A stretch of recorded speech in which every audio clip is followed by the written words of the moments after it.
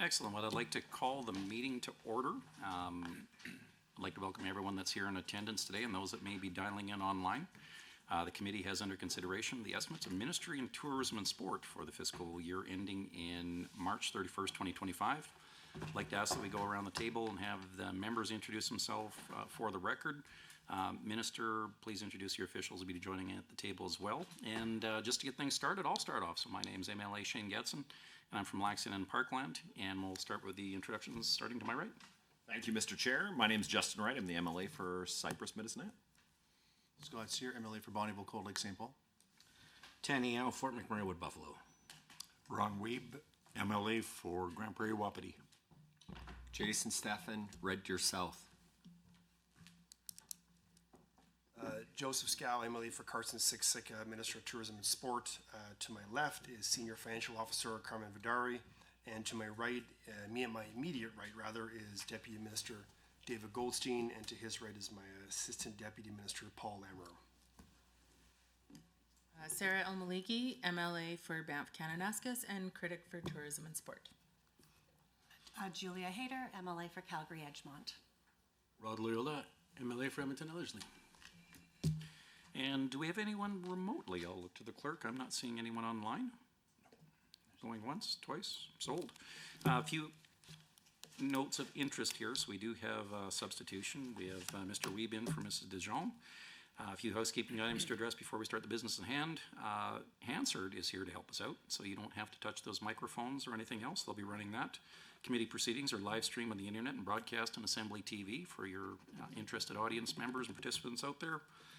Members participating remotely, which we have none. If you were, you'd have to turn your camera on and turn your microphones off when you're not speaking.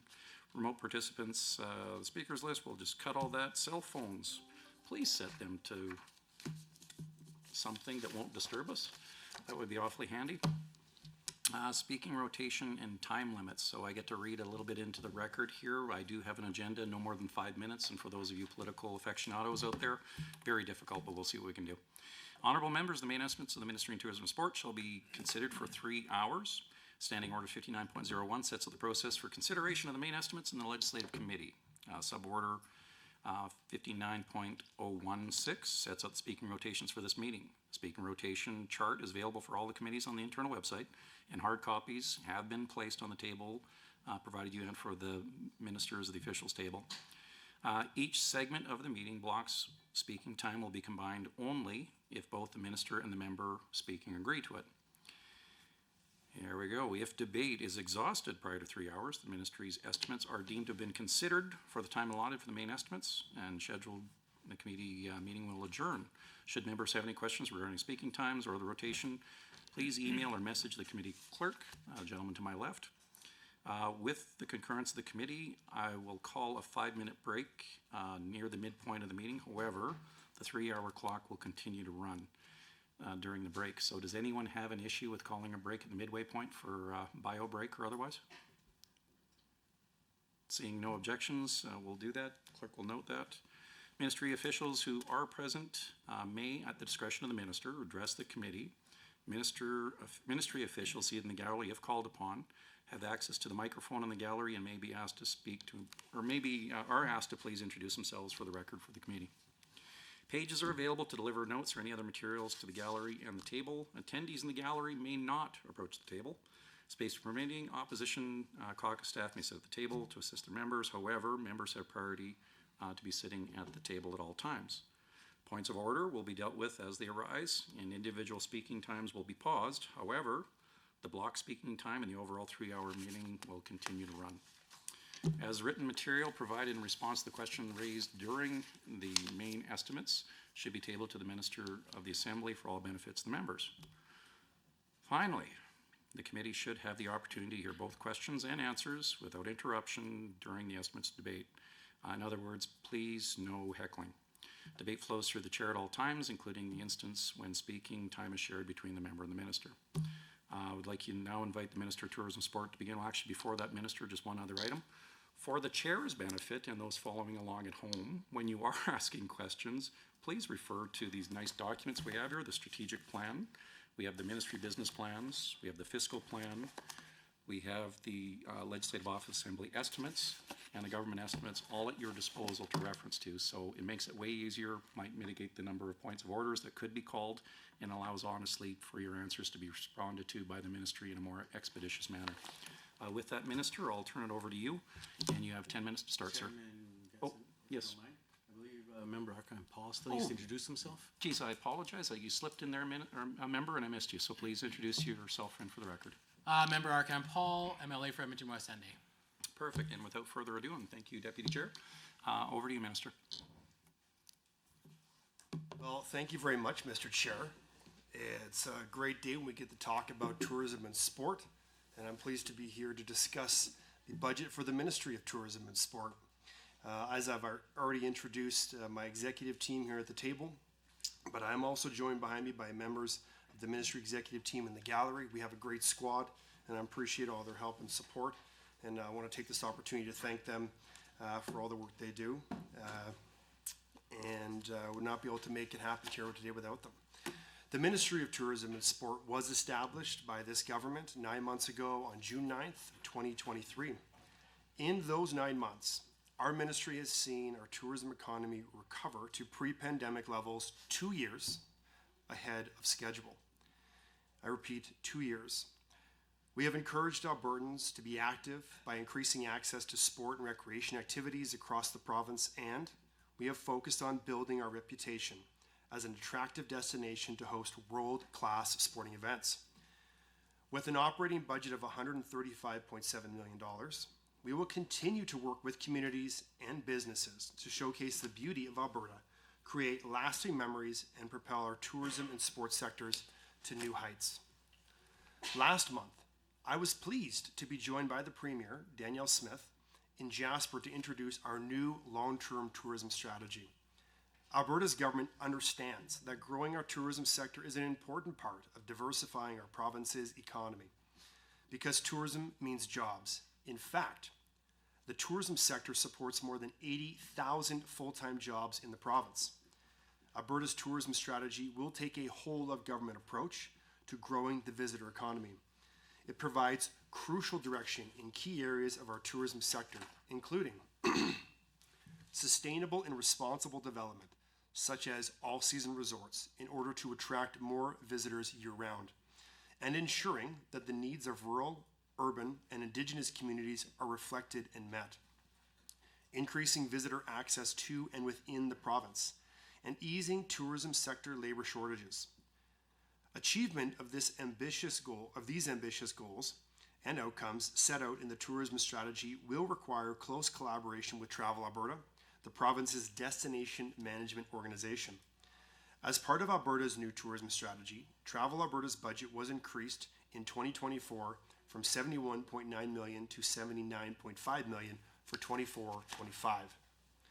Since expanding Travel Alberta's mandate several years ago from being purely a destination marketing organization to being a full-fledged destination management organization responsible for destination development and investment attraction, Travel Alberta has helped drive recovery of the industry 2 full years ahead of schedule.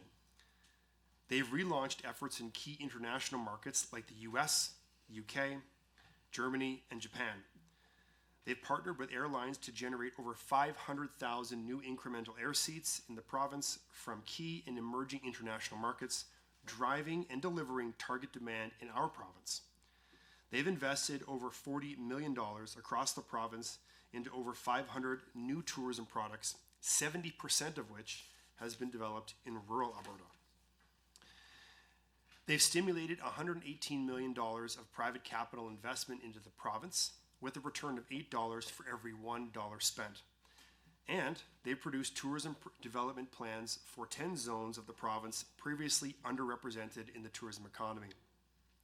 By investing in our emerging destinations, visitors to our province will have even more authentic Alberta experiences, and that inspire them to stay longer and spend more, and will give Albertans more opportunities to explore their own backyard. In January, we announced an investment of more than $20 million to support tourism growth across the province this year. As part of Travel Alberta's tourism investment program, This funding has already supported a number of exciting projects across our province. From Rosie, the robot coaster at Calgary's TELUS Spark Science Centre, to Métis Crossing, Alberta's first Métis cultural interpretive destination in Smoky Lake. I would say with Rosie, if you're over 6'9" or 6'8", you can't ride the ride. That's a fact, but it's a great thing to see. In collaboration with Travel Alberta, we have proven that we can successfully grow and diversify Alberta's tourism industry, and I cannot wait to see what new heights we will achieve with our tourism strategy that is now launched. In fact, one of the pillars of our tourism strategy is investing in the province's growing Indigenous tourism industry, who, through the tourism experiences they offer, are sharing their cultures, languages, and traditions and changing perspectives. Our government has directed the largest ever provincial commitment to Indigenous tourism in Canada of $8.85 million over 5 years to Indigenous Tourism Alberta. On top of this, we have invested $3.2 million in 40+ Indigenous tourism and hospitality providers through Travel Alberta's Tourism Investment Program. This investment by Alberta's government will help Indigenous peoples share their stories, cultures, and traditions while drawing visitors from around the world. Indigenous tourism alone is projected to contribute $126 million in GDP to the provincial economy in 2024. On the sports side of things, to start, I was given the exciting mandate to develop a new funding program that will contribute to the continuing success of our tourism, sport, physical activity, and recreation sectors. We know that recreation and parks are the heartbeat of our communities. We plan to invest at least $30 million over 3 years through the new Community Recreation Centre Infrastructure Program, supporting recreation facilities across the province, and that funding is just the beginning. This will be Alberta's first grant program that is solely dedicated to funding sport and recreation infrastructure. The details of this program are still under development, but I'm excited to share more details about it soon. Our commitment to recreational facilities is not just about building more gyms, parks, and sports facilities.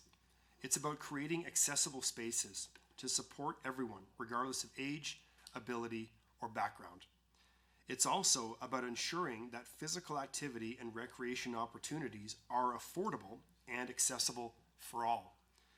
When we come together through sports and recreation, we build social bonds, break down barriers, and create a sense of belonging. To ensure more Alberta children have the opportunity to enjoy the benefits of physical activity, Alberta's government provided $8 million in stable funding for our Every Kid Can Play program. This program provides direct support for parents to help offset sports and recreation fees, as well as funding for provincial and community organizations to help them create more programming, making sports and recreation accessible to more of Alberta's kids. The Every Kid Can Play program is anticipated to provide financial support to more than 8,500 children and youth and support over 50 child and youth-focused community-level programs throughout Alberta. Later this spring, we will deliver on our mandate letter commitment to establish a major international sports bidding policy. Alberta has an excellent track record of hosting major national and international events and multi-sport games across the province.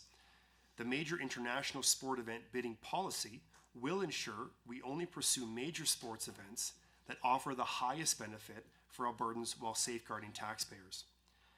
In recent weeks, Alberta has hosted a number of international sporting events at our many world-class facilities. These events were partially made possible through the Major Sporting Events Grant, formerly the Major Cultural and Sport Event Grant. This support is about building a legacy of sport infrastructure, providing opportunities for local athletes, and driving economic growth and tourism.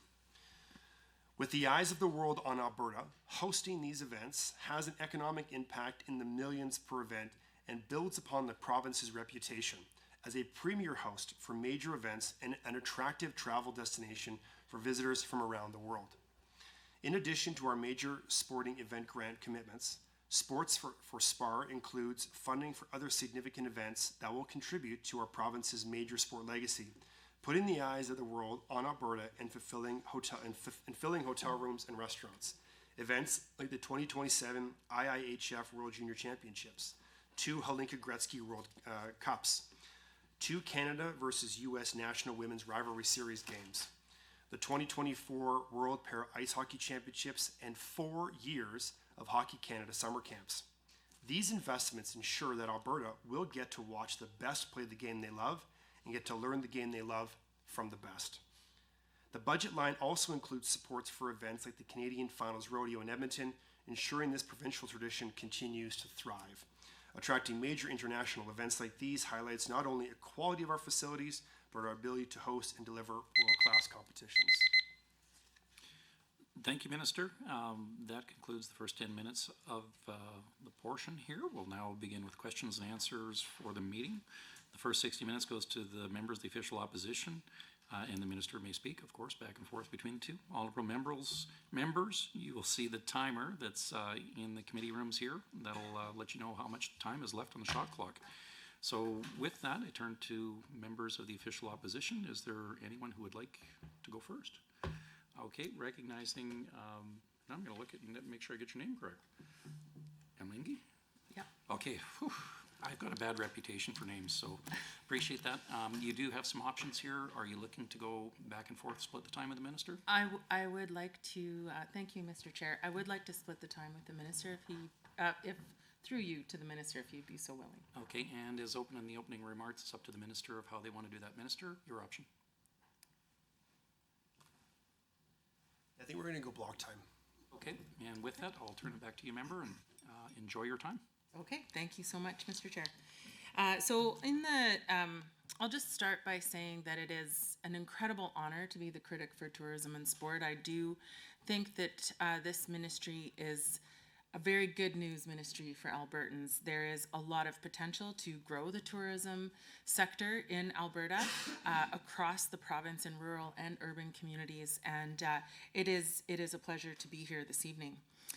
On the business plan on page 139, there is a description of the ministry, and I'll just read a quote from that. The ministry works with Albertans, other governments, Indigenous communities, nonprofit organizations, and the private sector to grow Alberta's visitor economy. Tourism is an economic driver with linkages to many related industries such as transportation, accommodations, food and beverage, recreation, retail, and has a broad and diversifying effect on Alberta's economy. There are opportunities for Alberta's tourism industry to further contribute to economic growth and diversification while raising awareness and a positive image of Alberta in the global marketplace. Growth of the tourism industry also enhances quality of life and rural economic development across the province. Travel Alberta contributes by supporting the growth of the tourism industry through marketing and helping businesses and communities develop must-see tourism products such as unique accommodation, experiences, and destinations, as well as ensuring visitors can easily access them. Alberta's tourism economy attracts millions of visitors each year. So in line of that, I have a series of questions. So first, how do you measure the success of Alberta's tourism industry in contributing to economic growth and diversification beyond just visitor numbers and overall tourism spending? How is overall tourism spending measured when the sector encompasses so many different industries? Can you provide examples of how the tourism industry has directly benefited other sectors such as transportation, accommodations, and food and beverage? What strategies does the ministry employ to ensure that the growth of Alberta's tourism industry positively impacts rural economic development across the province? How does Travel Alberta prioritize and select which tourism products to support and promote, and what criteria are used to determine their potential success? In what ways does the ministry collaborate with Indigenous communities to ensure their inclusion and benefit from Alberta's tourism initiatives? In what ways does the ministry collaborate with First Nations and Indigenous Relations Ministry to ensure their meaningful engagement in tourism development? And I'm asking that specifically thinking about tourism development opportunities that are not Indigenous-led but are occurring on Indigenous traditional lands. How does the ministry support the development of amateur athletes at the provincial, national, and international levels? And what measurable outcomes have been achieved in this regard? Given the emphasis on economic growth and diversification, what specific initiatives or incentives does the government provide to encourage private sector investment in Alberta's tourism and sport industries?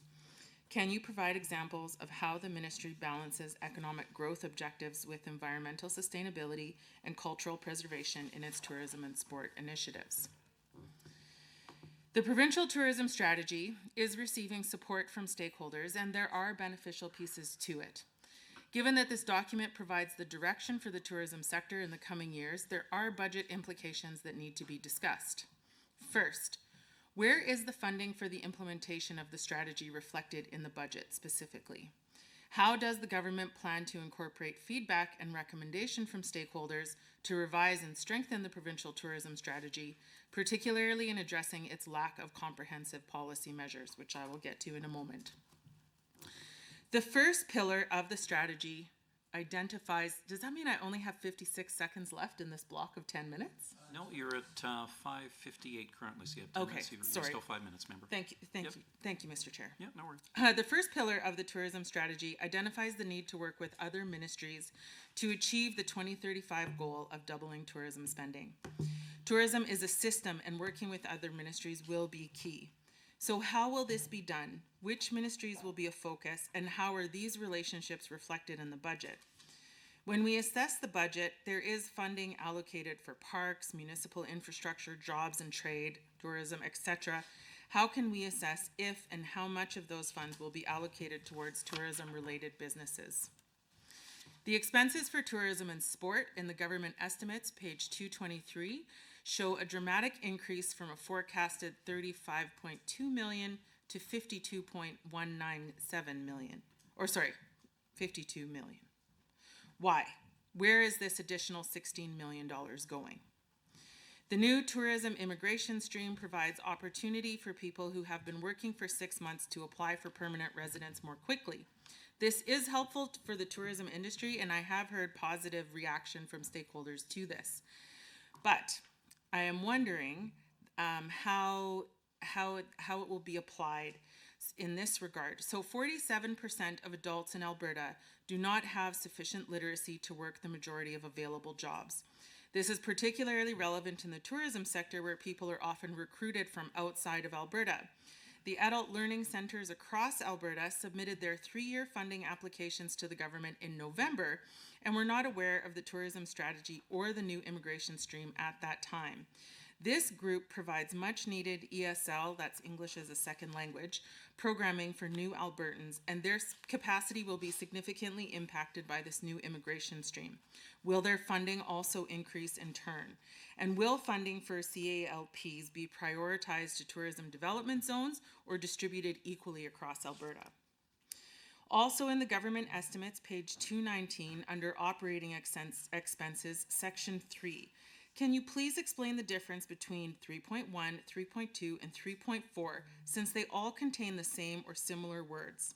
Is the $10 million increase for sport, physical activity, and recreation associated with the new Community Recreation Grant Program? On the same page, the forecast for the Minister's Office for 2023 to 24 is $150,000, and then for 2024-25, it goes up to $775,000. Why? What kind of funding will be provided to communities to create tourism plans of their own in the tourism development zones? Will rural communities be provided with any infrastructure support or capital supports? How will the tourism development zones be prioritized for rural economic development in the tourism sector? Farm to Table is a growing movement in the agritourism sector, and Tourism Lethbridge was developing an app where people could identify agritourism opportunities and then spend a great afternoon picking berries in the Alberta grasslands, for example. How will initiatives like this be supported, prioritized, and encouraged to fit strategically within a municipality's tourism strategy? What about farmers markets and open farm days? How will those fit in? Tourism development zones will require support from the province to be successful to develop tourism strategies and plans, to attract capital investment, to engage their communities effectively, to monitor the impacts of tourism on their communities. Will there be provincial support to do this work? Legacy destinations will also still require support to ensure their return on investment. Where will these funds come from, and how will they be prioritized? The Crow's Nest Pass is located in one of these tourism development zones. It is also the area where the Grassy Mountain coal mine exploration proposal is currently being moved through a public hearing by the AER. We know that this coal mine has already been through a public hearing and rejected, but for the purpose of our conversation tonight, let's discuss how this proposal fits in line with tourism. It's a great example that will be facing other rural communities who want to develop tourism. So how can one area be the focus of tourism development and coal mining? These activities do not fit together. Tourism can provide longer-term economic and environmental sustainability than a coal mine. How is the minister working with the Minister of Energy to champion tourism opportunities over coal mining opportunities? Has the minister been working with the local community to develop a tourism product that would provide jobs to these communities? The town of Grand Cache also had a coal mine, and when it closed in 2015, 650 jobs were instantly lost. Their town population dropped from 5,000 to 3,500 and continues to decline. They also lost 2 out of 5 doctors. What assurances does the minister have for the communities of the Crow's Nest Pass that this will not happen to them and that tourism potential will be achieved through this new tourism strategy and increased funding? The tourism strategy doesn't list climate change as something important to plan for or react to, yet it is. People are displaced from wildfires, tourists and residents. Drought may alter the functionality of various tourism operations. Smoke can cause people to cancel their trips. How are these things being accounted for in the budget? Is there a contingency plan for hotels who may have to unexpectedly host people who are displaced? Is there funding for communication in different languages if it's required? How are tourism stakeholders being engaged in disaster planning and supported in their efforts to do so? Regarding the absence of sustainable and regenerative tourism as defined pillars in the strategy, what specific actions will the government take to integrate these concepts, particularly in light of climate change? Sorry. No problem, members. And just for quick edification, so yeah, we have the block time being the chunk that you have for whether it's the opposition or the government side, the total meeting time, and then your speaking time. So they're broken up into 10-minute blocks. Minister, back to you. You have 10 minutes to respond, sir.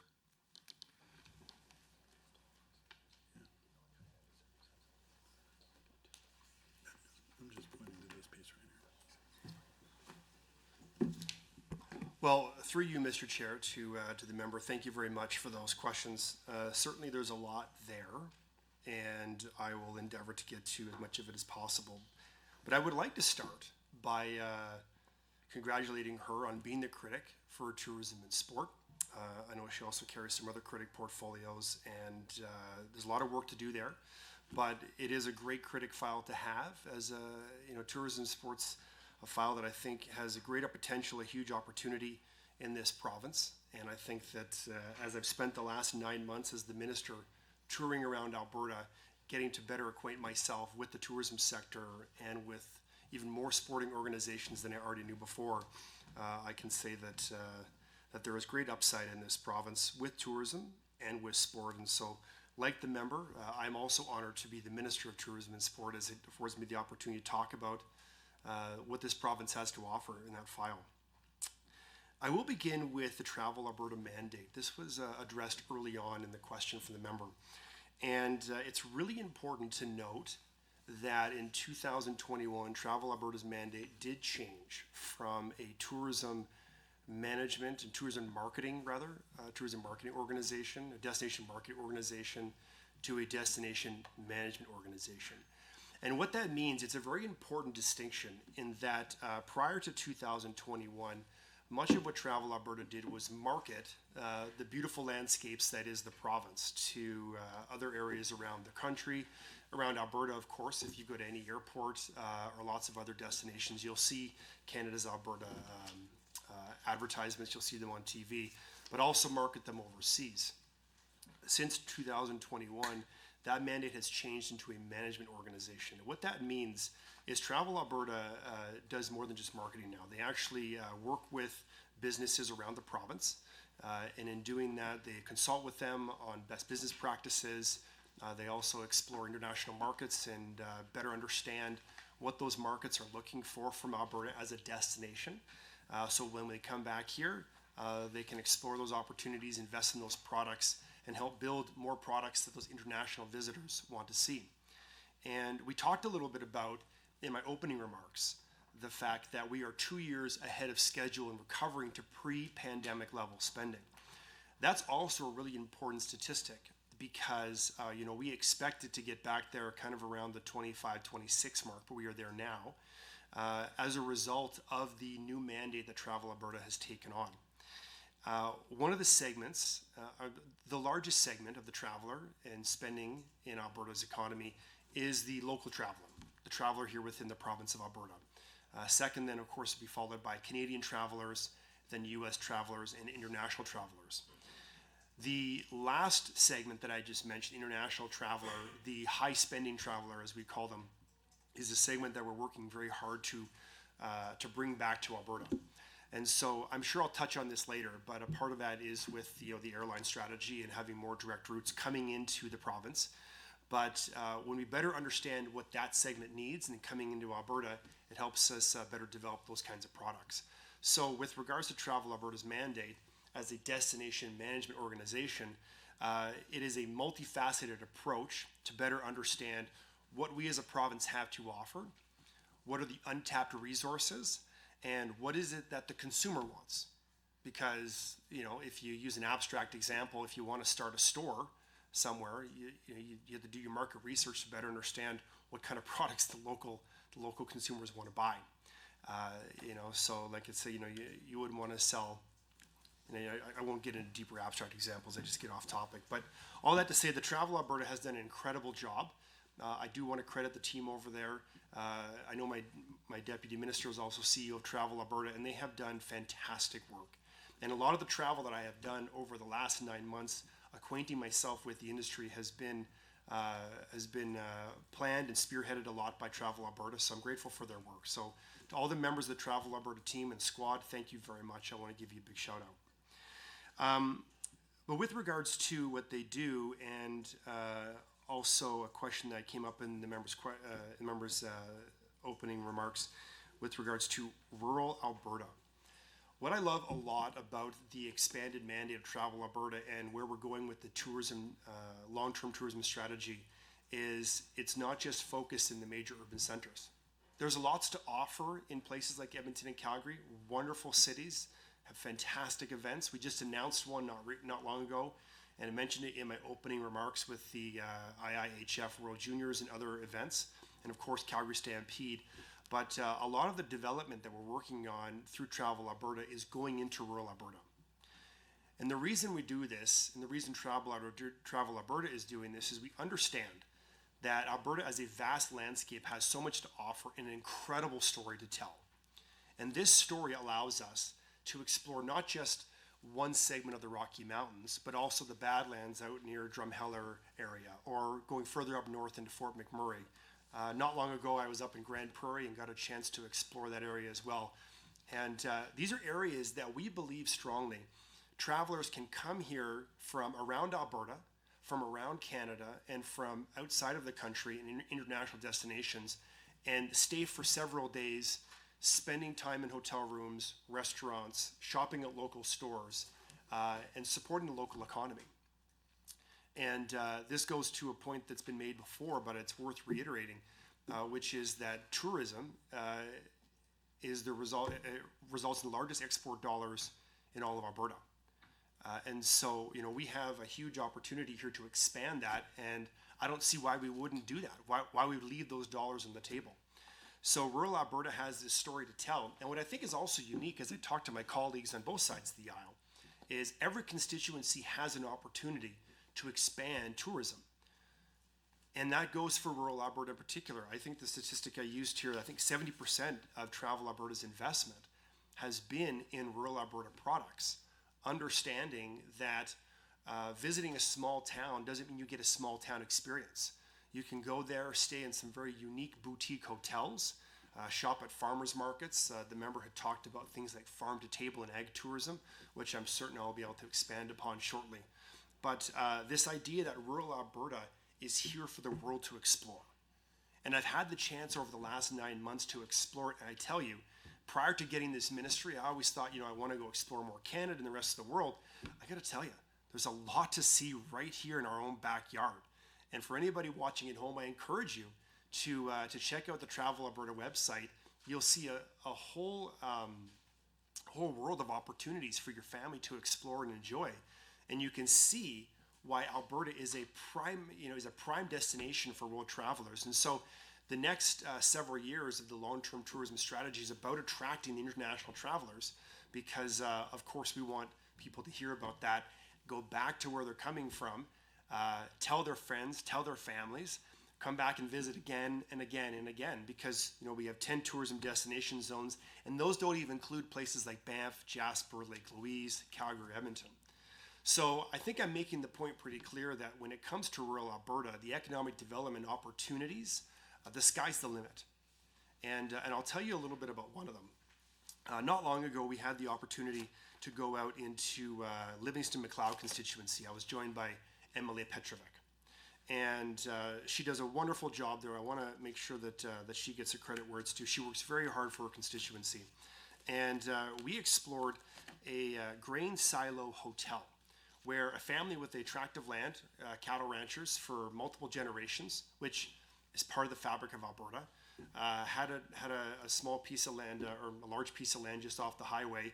And I actually drove past it, missed it because I was looking for something else, turned around, found it, and it was 4 steel grain silos that they've turned into boutique accommodation where the top floor is kind of the bedroom setting, and downstairs a shower, a little kitchenette, table, and all that kinds of things. And there's not a huge disturbance to the local area, but it definitely gives you a chance to stay here, get a luxurious experience in an overnight hotel or multiple nights in the hotel. The view is picturesque. I mean, you're right at the foothills of the Rocky Mountains. You can't beat it. But someone had an idea. They thought, you know what? Let's share this story with visitors who want to come and check out what our lifestyle is like. And I'm certain I'll have more chance to talk about these experiences and others. But it really hammers home the point that that everyone has an opportunity to share tourism, and rural Alberta is absolutely no exception. Right to the wire. Well done, Minister. Over to the opposition. Thank you. Thank you, Mr. Chair. Through you to the Minister. I appreciate that answer.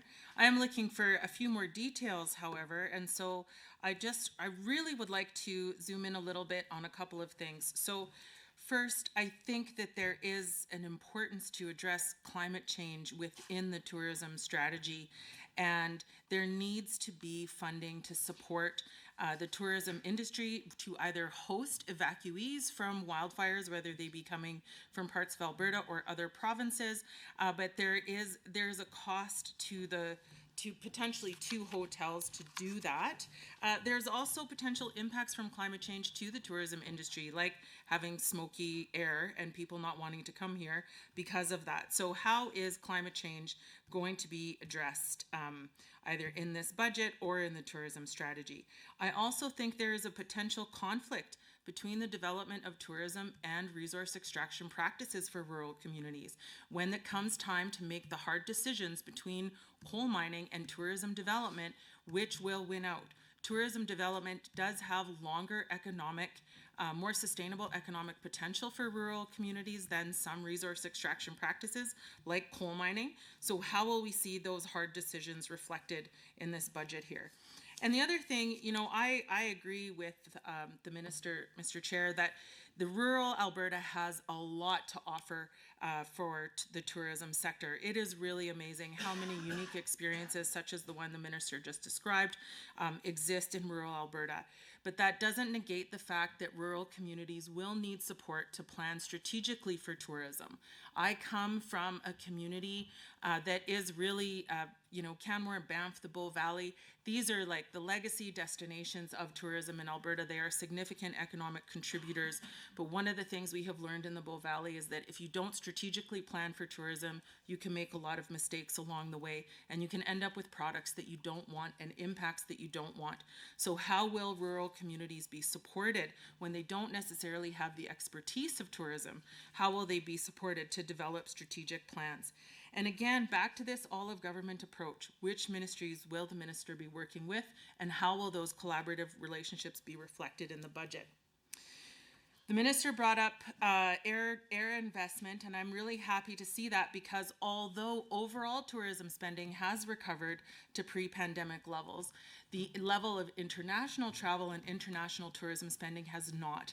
And that continues to impact communities like Banff and Jasper that rely on international tourism for their overall economic sustainability. So I'm interested in how air access will be invested in and what criteria will be used to invest this money and how the outcomes of it will be measured.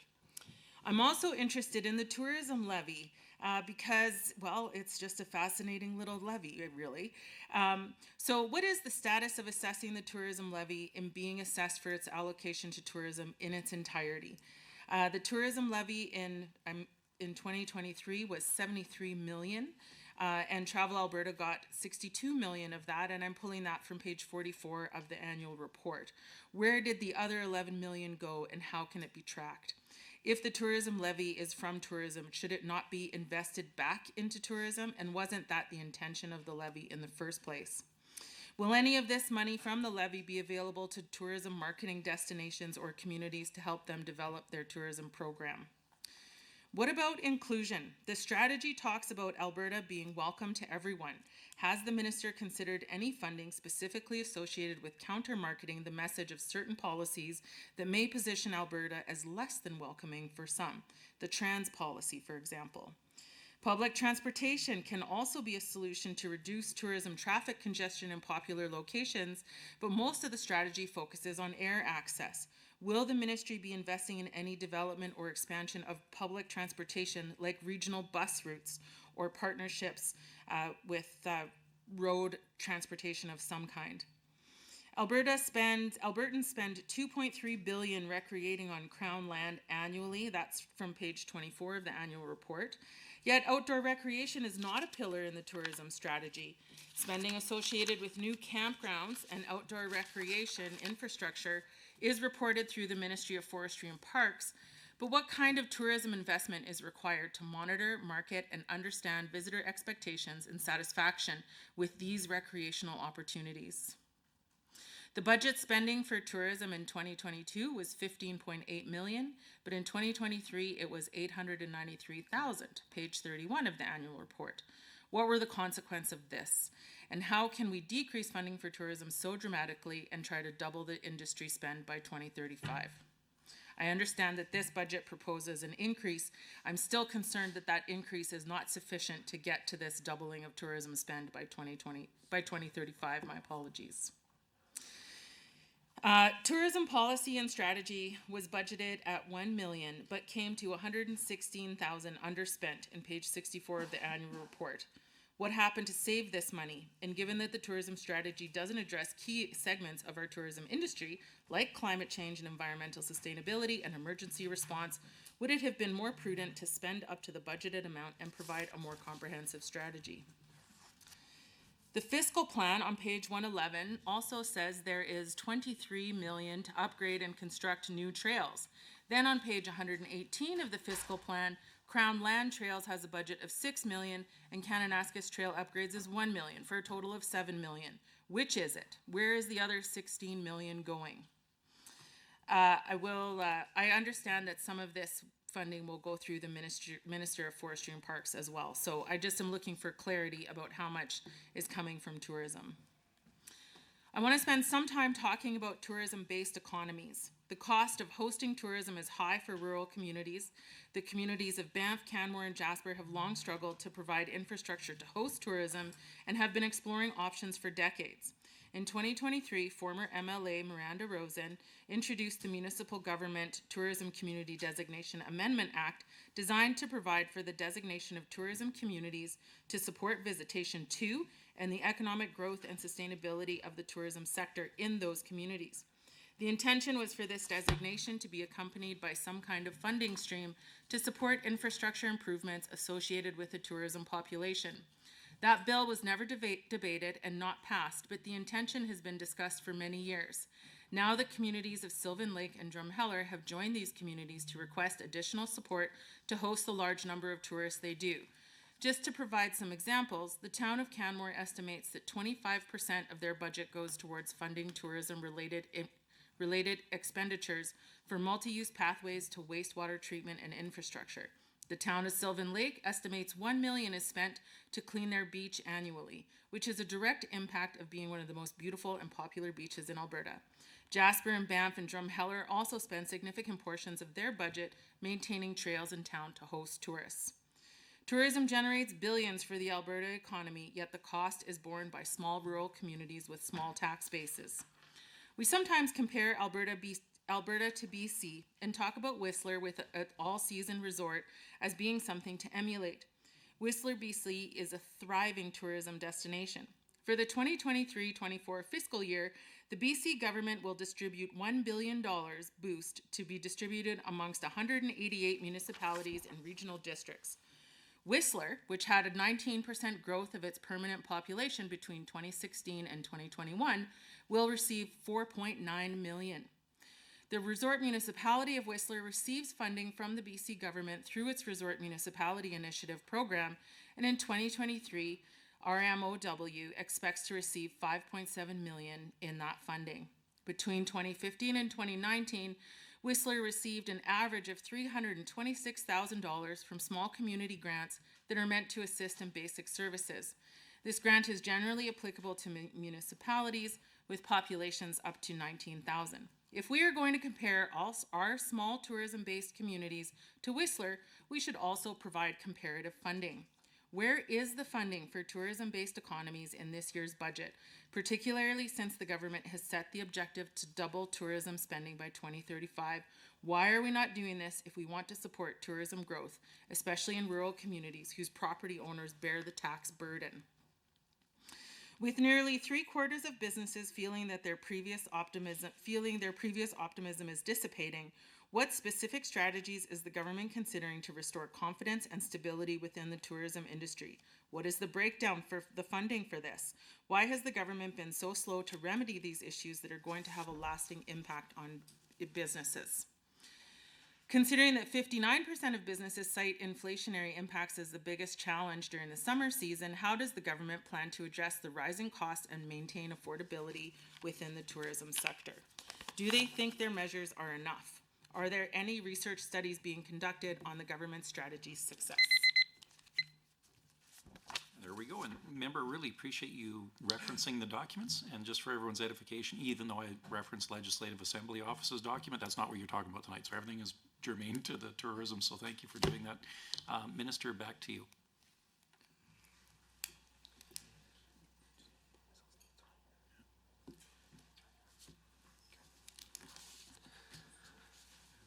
Well, thank you. Thank you, Mr. Chair. And thank the member for those questions.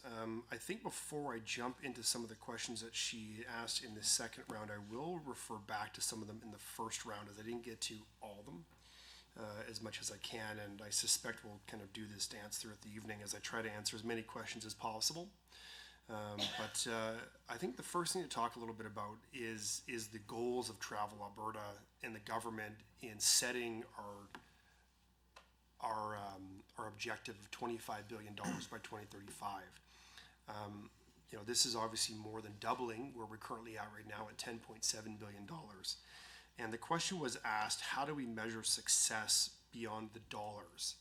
And there's a number of metrics that we can go into, and I'm happy to throw it over to my Deputy Minister, Mr. Goldstein, in a moment. But when it comes to our goal, it is heavily based on the visitor spend. Because if we bring more people into Alberta from outside of Canada or shift them around to Alberta, it's great they're getting a chance to really experience all that Alberta has to offer. But the real benefit of tourism from an economic standpoint, and from looking at this file as an economic development file, it's finding ways to have people stay longer and spend more. And so that's a lot of the research that goes into what Travel Alberta has done. So while I understand that there are a number of metrics, like things like hotel stays and restaurant stays and spending there, and that's all great, we really do bring it all together, and we look at visitor spend, direct visitor spend. So it's really important to note that. And what I will do very briefly is just allow Mr. Goldstein to elaborate a little bit on kind of the measures that we use to gauge success in the tourism sector in Alberta. Sorry, They'll turn on they'll for do you. it for you. Thanks, Minister, and thanks for the question. It comes under a couple of parameters. I think the first thing, just to reiterate what the Minister said, unlike most tourism strategies in other parts of Canada or the rest of North America, ours is a spend goal, not a visitation goal. We're not looking for volume, we're looking for the quality of visitation.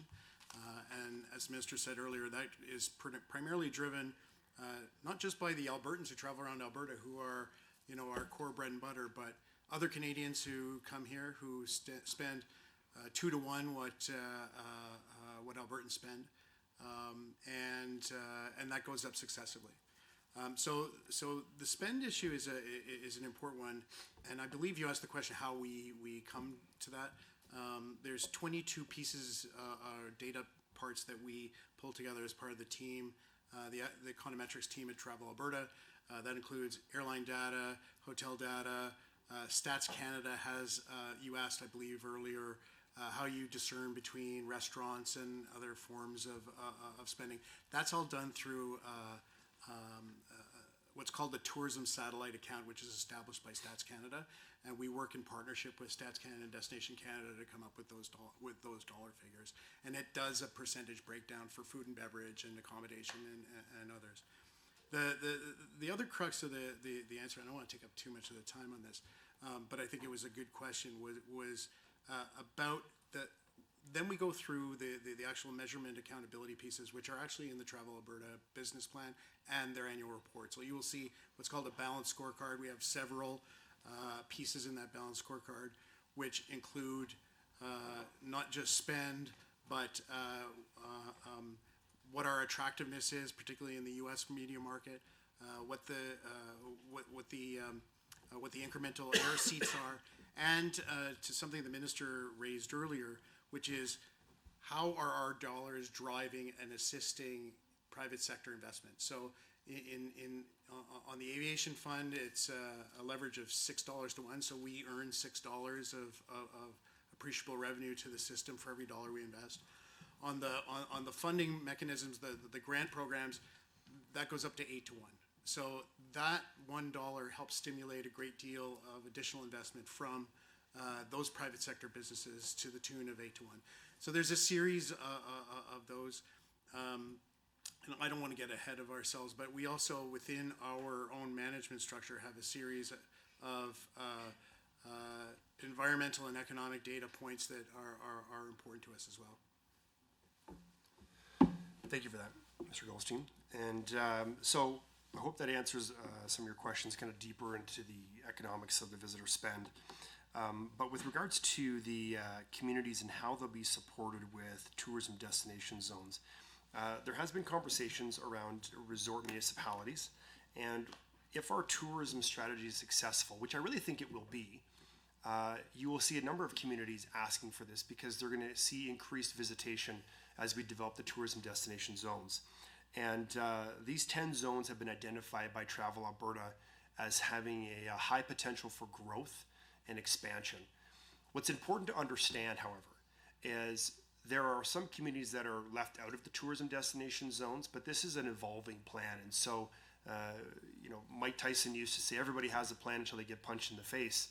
And, if I'm going to use a sports analogy, which I'm sure I'll use lots throughout the rest of this evening, but I think it'll be a great injection into our local economies, which may force us to reevaluate as we see tremendous success from these tourism destination zones and others emerge potentially. So I don't want to get too far ahead of myself, but the reality is we are looking at this where we are today, which is the 10 tourism destination zones.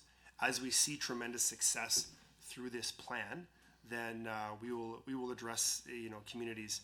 I don't think there's any resorts in Alberta that are at the Whistler status.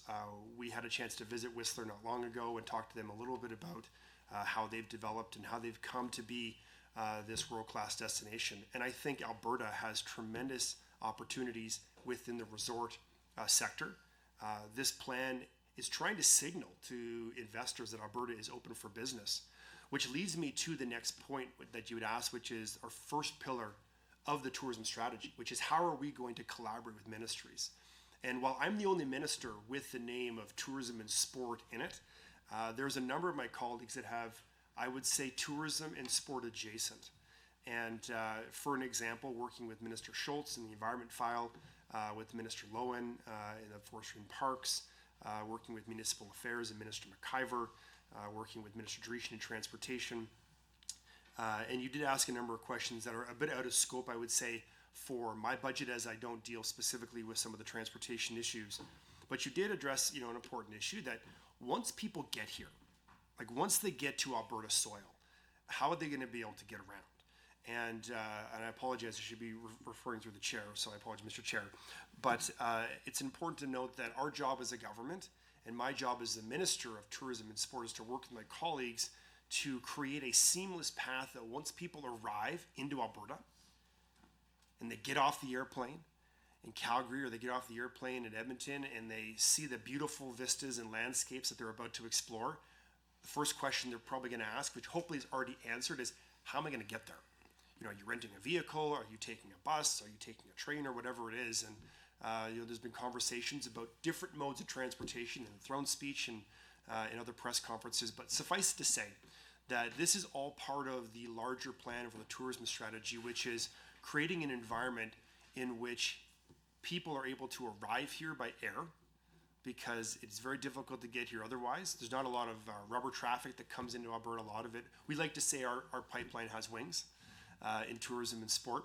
And so once they get here, how are they going to get around? So I've kind of outlined in a very high level how we intend to work with my ministerial colleagues as we sort through some of these questions. But laying out the overarching framework that is the tourism strategy, helping my colleagues understand that as they are tourism adjacent, we'll be working with them. And as kind of a window into the tourism sector for industry, I'm able to liaise back and forth and better understand what we're missing as a government, as a province, for tourism to continue to thrive, and for this tourism, long-term tourism strategy that we have to develop and grow over time.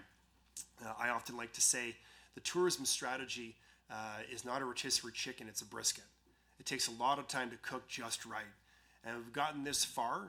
We've recovered to pre-pandemic level spending, 2 years ahead of schedule. And what I think that's really signaling to the public, to travelers coming here and to industry, is that Alberta's open for business.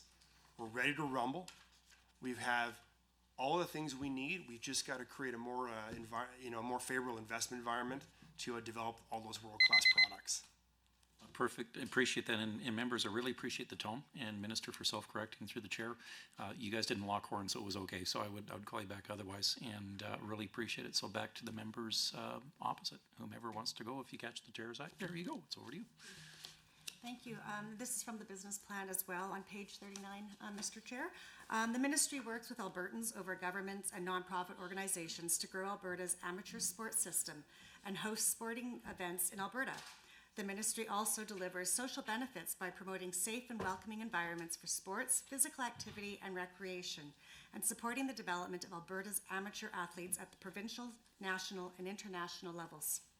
The Government of Alberta is prioritizing economic growth and diversification and a fiscally responsible approach to ensuring sustainable, high-quality public service are provided to those who need them and when we need them. So tourism and sport programs support that goal. So my first question is, what is being done to grow Alberta's amateur sports system? What kind of sports are the focus, and what supports are being provided for families to afford them? And how is the different sports prioritized, whether it be hockey, basketball, ice skating? Research shows that engaging in sports as youth leads to living active lifestyles as adults. What is being done to fund development of children in all kinds of sports, not only hockey? What is being done to support parents that they need to find the time and the money to support the development of their children in those sports? As well, what is the status of the Community Recreation Centre Infrastructure Fund? How many community sporting facilities are in the process of being planned or constructed, and how are they prioritized? It was recently announced that the UCP government has committed $11 million to host hockey events in communities throughout the province. I understand that hockey is a fundamental part of Alberta's culture, and it's one that you will see me cheering my own child in on at the arena. But also, however, as the critic for status of women, I'm concerned on how women are often neglected in sport or face gender-based obstacles. This ranges from lack of funding and accessibility compared to male sports, and athletes to gender-based violence and sexual assault in women in sports. I've asked this government repeatedly to invest $10 million in women's shelters, gender-based violence training, and providing resources for women in dangerous situations, and yet the money has never been available. I'm wondering if the minister could explain why this government can find $11 million for sport, but not $10 million to protect the women of the province. Member, to help bring you back in line. So with that, it's a good question. However, it has to be relevant to the ministry. So the minister would be put in just so you're not surprised in his response, the minister would be very difficult to answer to somebody else's budget. Okay, can I ask him if it's the best use of his money? You can keep going, but I'm just giving you a caution, so trying to help you out here. Okay. Additionally, considering that hockey has recently been involved in the cover-up of gender-based violence and sexual assault of up to 5 of its athletes, who've now been arrested and charged with sexual assault in London, Ontario, what amount, if any, is going towards protecting women in sports and supporting women that experience this gender-based violence in athletics? This government is well aware of the fact that when women are trapped in dangerous situations, whether it's an unsafe home or in a relationship, women can die as a result. Can the minister explain why funding stadiums and athletes seems to be a priority over that of the safety of women for this government? What steps are being taken to address the culture that sport breeds in regarding to violence against women? And women's access to sports is not equal to that of a man accessing sport. What is the government doing to close the gender gap here and address the gender inequality in sports? And what is the government allocating towards funding community sports beyond hockey? And how much will it specifically go to women in sports? And lastly, you'll be happy about this, Mr. Chair, Alpine World Cup at Lake Louise. Is that better? Over the past couple of months, there have been multiple World Cup events that have been particularly financially supported by the Alberta government. The Coops FIS Cross Country World Cup at the Canmore Nordic Centre, the ISU Speed Skating World Cup at the Calgary Olympic Oval, and the Calgary Canada Snowboard Halfpipe World Cup in Calgary. Thousands of Albertans have enjoyed these events, bringing millions of Alberta's economy as well as world recognition for the other support of amateur athletes. Last June, Alpine Canada was requesting government funding to support their long-standing hosting of the Alpine World Cup at Lake Louise. That event is worth over $1 million in earned media and generates $22 million in economic impact for the province of Alberta. They are requesting $1.3 million annually for the next 3 years and additional funding to help with the snowmaking. The Minister of Tourism denied this funding request, and the Alpine World Cup at Lake Louise was cancelled for this year. Given the incredible success of other World Cup events, would the Minister decide differently now? And how is the Minister working with Alpine Canada to secure the return of the Alpine World Cup to Lake Louise? And if I could cede my time to my colleague, I would like to do that. We'll let that go. Absolutely, thank you.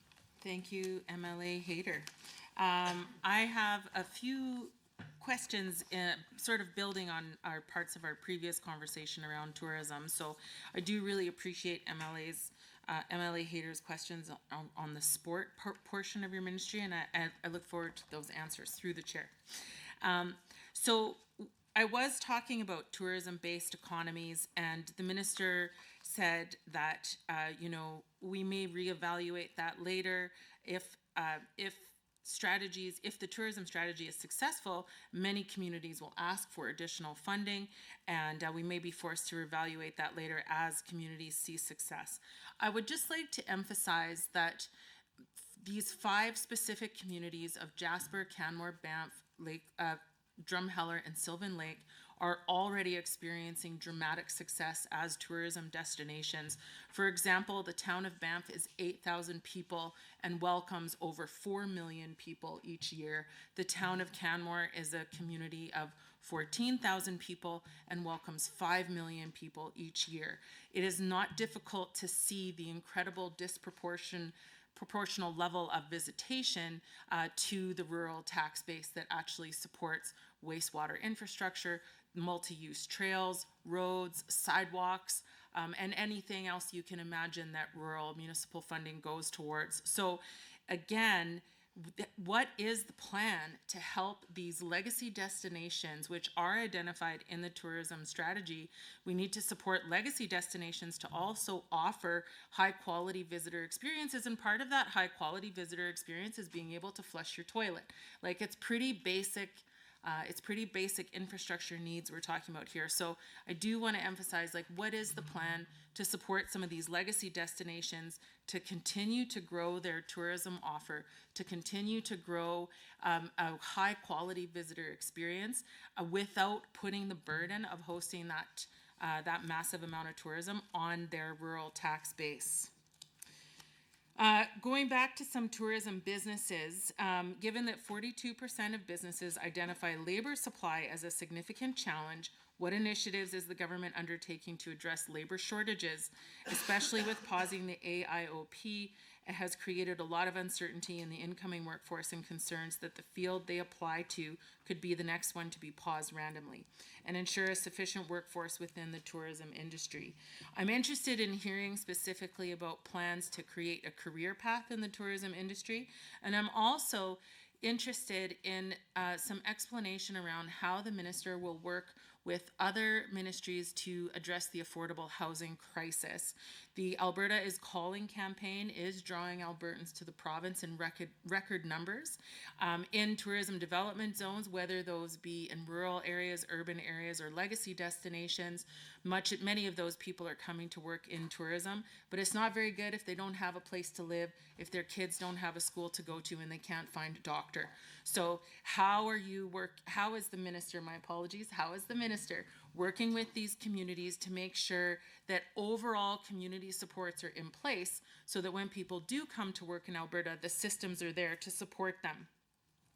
With 91% of businesses impacted by insurance premium growth in 2023, and many experiencing cash flow pressures and debt-related impacts, what financial support measures is the government planning to implement to assist struggling tourism businesses?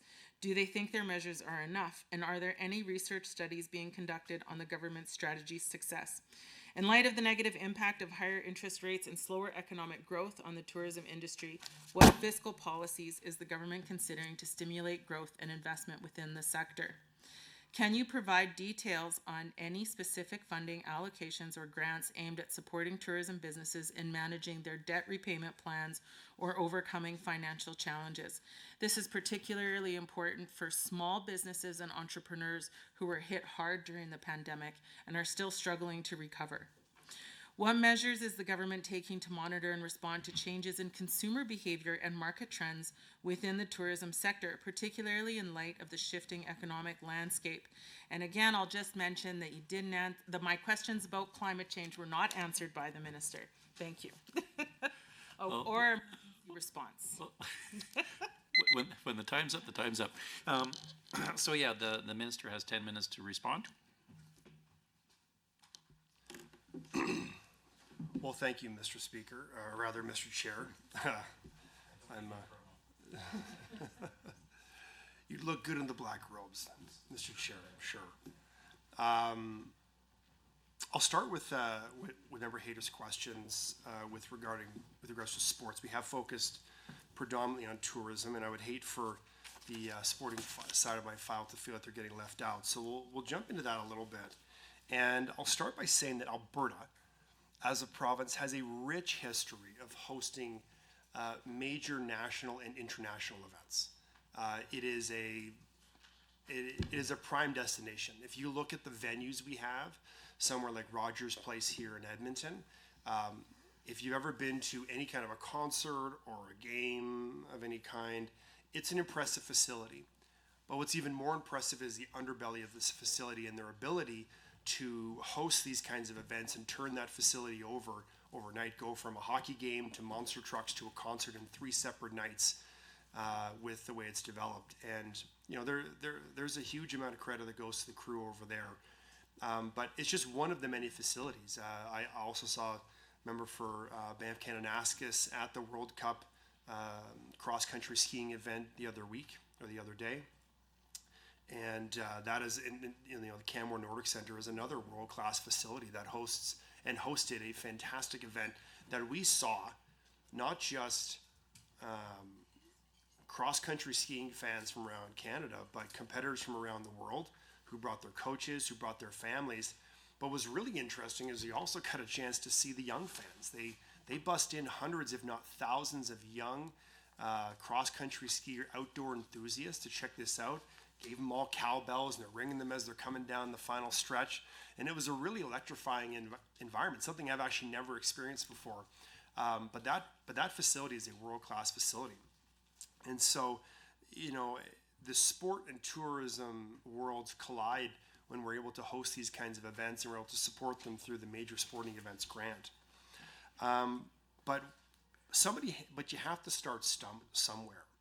And I would never want anyone in this province, knowing what the advantages that sport can have in someone's life, to have to make the decision, do we buy groceries or do we put our kids into sports? And so we introduced the Every Kid Can Play grant, which was a continuation of the Return to Play grant that was $4 million immediately after COVID, getting kids back to playing sports. And what this did is we partnered with $8 million with Kids Sport. Sorry, not Kids Sport. Sorry, Kids Sport. I'm thinking Jumpstart is the other program that's for Canadian Tire, but Kids Sport. And they've been able to take registrants through this program. And as a result, we've heard numerous success stories of parents saying that without the help of the registration fees being covered, they wouldn't have been able to get their kids into swimming. They wouldn't have been able to get their kids into hockey. They wouldn't have been able to get their kids into basketball. And, as someone who got started into sports at a very young age, going to sports camps, learning some tough lessons early on, I was a bit lanky growing up playing sports, as you could imagine. I grew pretty quick. I didn't put on a lot of weight. And I learned very early that slow feet don't eat. And so you gotta up your sports game. You gotta up your strength and conditioning. And you learn those lessons very early on at these kinds of camps. And you also learn if you want to be really active and aggressive with it and go competitive, or you just want to do it recreationally. And that's the choice of the athlete and the parents. But as a government, we have a unique opportunity to step in and help support these families. And that's what the Every Kid Can Play grant does. It also supports the ability to rent the equipment and for coaching training. This is a fantastic opportunity for kids to learn the sport properly. Some sports are done individually, things like track and field, but some sports are team sports and they're a little more physical. And as you get older and develop into these sports, things like hockey or football or basketball or other events and other focuses of sport, if you don't learn them correctly, you don't learn them from the proper teachers, and those teachers don't have the proper techniques to educate the players, you can get hurt pretty quickly. And so as a result, this Every Kid Can Play grant also supports recreation facility rentals, equipment rentals, but also training for coaches and referees and others who want to help. Because sometimes, if you look at a small community, the best coach you have is the person who's never maybe played the sport before, but they're interested in it and the kids want to play and there's a demand. So it ends up being a parent who gives freely of their time and it's an opportunity for the kids to learn. So I'm really excited about that. I also want to touch a little bit on the accessibility in sport. The point was made that we're only investing in hockey. That could not be further from the truth. As a government, I have a list here of the provincial sport organizations that we fund. A number of them well over $100,000. You look at the Alberta Amateur Baseball Council, Alberta Alpine Ski Association, Alberta Basketball Association, Alberta Badminton Association, Alberta Gymnastics Federation, Alberta Athletics Alberta, which would be track and field, Skate Canada, Alberta Northwest Territories and Nunavut Association. You look at something like Alberta Fitness Leadership Certification Association. These are all organizations and so many more that are creating accessible opportunities for all athletes. And this grant, it was mentioned earlier, the money we put towards Hockey Canada. As the Minister of Tourism and Sport, I would not be doing my job if I wasn't seeking out opportunities that would help us bring world-class events like hockey onto Alberta soil. It's a chance, as I mentioned in my opening remarks, for us to watch the game we love played by the best and to learn the game we love from the best. So while I understand the IIHF World Junior Championship in 2027 is kind of the final piece of the puzzle, there are other events that we're hosting there, including 2 Hlinka Gretzky Cups, which are the best U18 players in the world. We're also hosting 2 Canada-US Women's Rivalry Series games in December of 25 and January of 26. And we're also hosting the Para Ice Hockey Championships in 2024. And I think the one missing piece that people aren't talking as much, sorry, it's not a missing piece, it's there, but people aren't talking about it as much, are the 4 Hockey Canada camps that we're hosting around the province of Alberta. This is about teaching the game to everyone. It's not just boys who are playing hockey. There's also girls playing hockey. And we're creating an environment that people can learn this game from the best players in the world, the best coaches in the world. And so as the Minister of Tourism and Sport, if I had passed on this opportunity, I would feel like I would not be doing a very good job. And so anyone, any professional organization that is looking to bring their talents and show and demonstrate the best they have to offer to Alberta and let us host them, I'm all for it. And I'm talking to the NBA. So hopefully they're listening. But so far as these events are concerned, it's not just hockey. We also have put money in towards hosting the Canadian Finals Rodeo, which Edmonton will be hosting this year in November.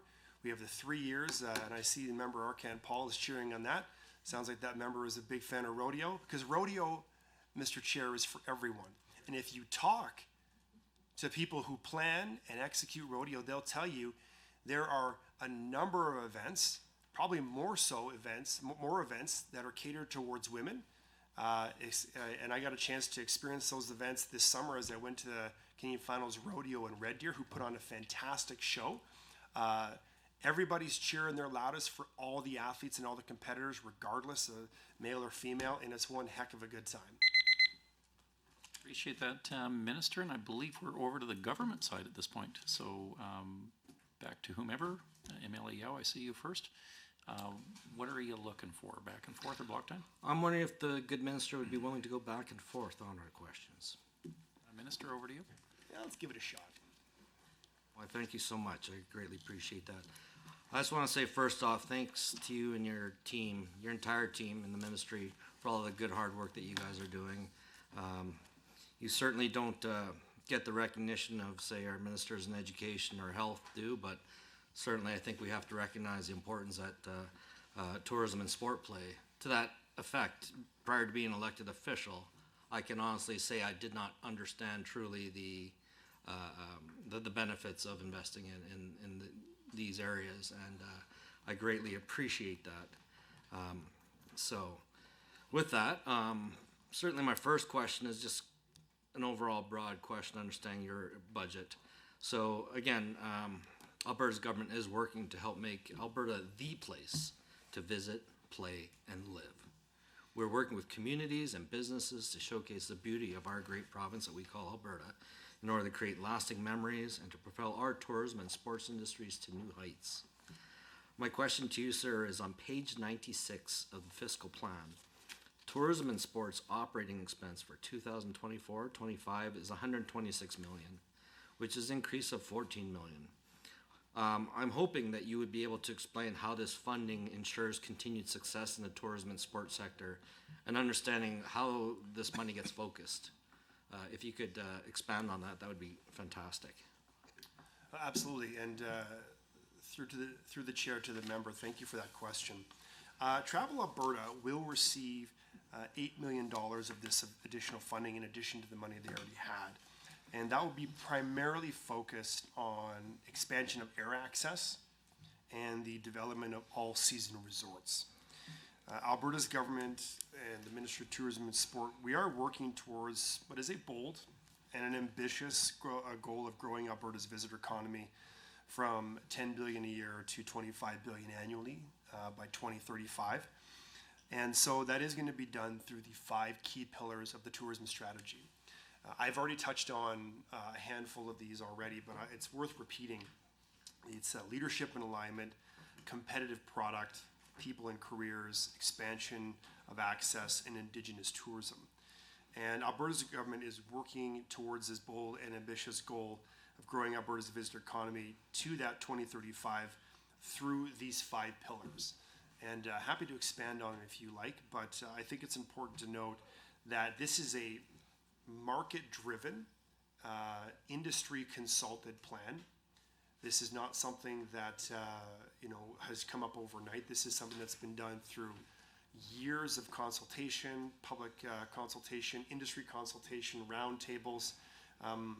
Though I am the minister who got the chance to punch this over the goal line, there are several ministers and members of the government caucus who helped us get to this point, including Minister Furr, Minister Lowen, Minister Schweitzer, and MLA Martin Long. So I do want to give them the credit that's due, that they helped to get it down the field, and I was able to get into the end zone. So grateful to them, and I suspect you probably have more questions, so I'll turn the time back over to you through the chair. Well, thank you so much. I suppose I am kind of curious what you mean by air access, if you could expand more on that. But I guess to expand on the overall question there, what tourism-related initiatives are supported under tourism and sport? If you can help me understand that, I'd greatly appreciate that. Sure. I'll start with the air access piece. So as I mentioned earlier, Alberta's pipeline has wings. Like the rubber traffic, we just don't see it like you would in a place like Vancouver that has major cities just south of the border. Our major city south of the border is bad. That's the major city in Montana, just south of Cardston, where I live. The beautiful city, the beautiful county of Cardston, God's country, if I dare say. But and I'm sure that's a matter of debate with the chair as well. But what I would say is, to your point, the air access piece is crucial. It's absolutely vital to us. If we want to increase, as my deputy minister mentioned, not just the number, but more so the value of the traveler and the money that they're spending, we have to be able to bring those travelers in with as little friction as possible. So, and by friction, I mean layovers. Anybody, and I mean anybody who's been on an airplane, which I suspect is most people, if not all people in this room, know that when you're trying to book a plane somewhere, you're trying to travel somewhere, you're looking for that direct flight. You don't want to spend 5 hours laid over in O'Hare Airport in Chicago or LaGuardia or somewhere else. You like to get there as fast as possible because you want to begin enjoying your travels. So making sure that we're having direct flights coming from these international destinations is crucial. So recently we've expanded out of the Edmonton International Airport, direct flights into Nashville, San Francisco, and Atlanta. But coming out of Calgary, we've had flights now going to the UK, France, Germany, Tokyo, Korea, Italy, and always looking to expand more routes. And so it's one of these things that without those direct travel routes, these high spending travelers, they look elsewhere. They're looking for opportunities with as little barriers as getting there as possible. So the air travel piece is crucial for us, and that is a large portion of the budget. We are investing $10 million a year in the air travel piece that will help us to attract and retain those international travelers. But your question, I believe, I just took some notes here, or have some notes, the tourism-related initiatives support under tourism and sports. So with Alberta being the dynamic province that it is, with the locales and diverse cultures and welcoming experiences, the 24 to 27 business plan has 2 outcomes. The first is tourism as a key driver of Alberta's diversified economic prosperity. And second is Albertans and visitors enjoy sport and recreational opportunities in a safe and welcoming environment that promote health, well-being, sport, excellence, and an active lifestyle. So today I'm looking forward to unpacking some of these successes that have led to the new business plan and where we're heading next year and the years beyond. But even to throw back to Member Hader's question with regards to the long-term outcomes of sport and recreation, for example, I'm a strong believer that healthy kids who learn healthy habits become healthy teenagers, become healthy adults. That creates less stress on our healthcare system. it also creates, creates an environment of improved mental health. We all have those times where we're low, and I know that physical activity is definitely one of those ways to get out, be active, enjoy the outdoors or the indoors, but just, associate, be part of that community that is the athletic community. And so we want to get youth and all Albertans for that matter involved in those communities. So I'll end there and see what other questions the member might have. Thank you so much for that, Minister. I'm exceptionally hopeful of your discussions on air access with our larger airlines, because from the business travel perspective, they've by using Calgary for their hub and spoke model, it's impacted negatively the flights that do come in Edmonton and through the north, and ultimately would affect tourism. So I'm really hopeful that you'll have some good conversations there. In 2024 to 2025, almost $80 million is being allocated to support Travel Alberta to foster tourism growth and diversification and to attract visitors from around the world. I'm especially encouraged from this, especially when you see the advertising campaigns that you've done previously. I have to admit, if you could relay to your ministry officials, I am disappointed by the fact that they emphasize, for example, the member from Banff Kananaskis or the member from West Yellowhead's ridings with those picturesque mountains, whereas they don't seem to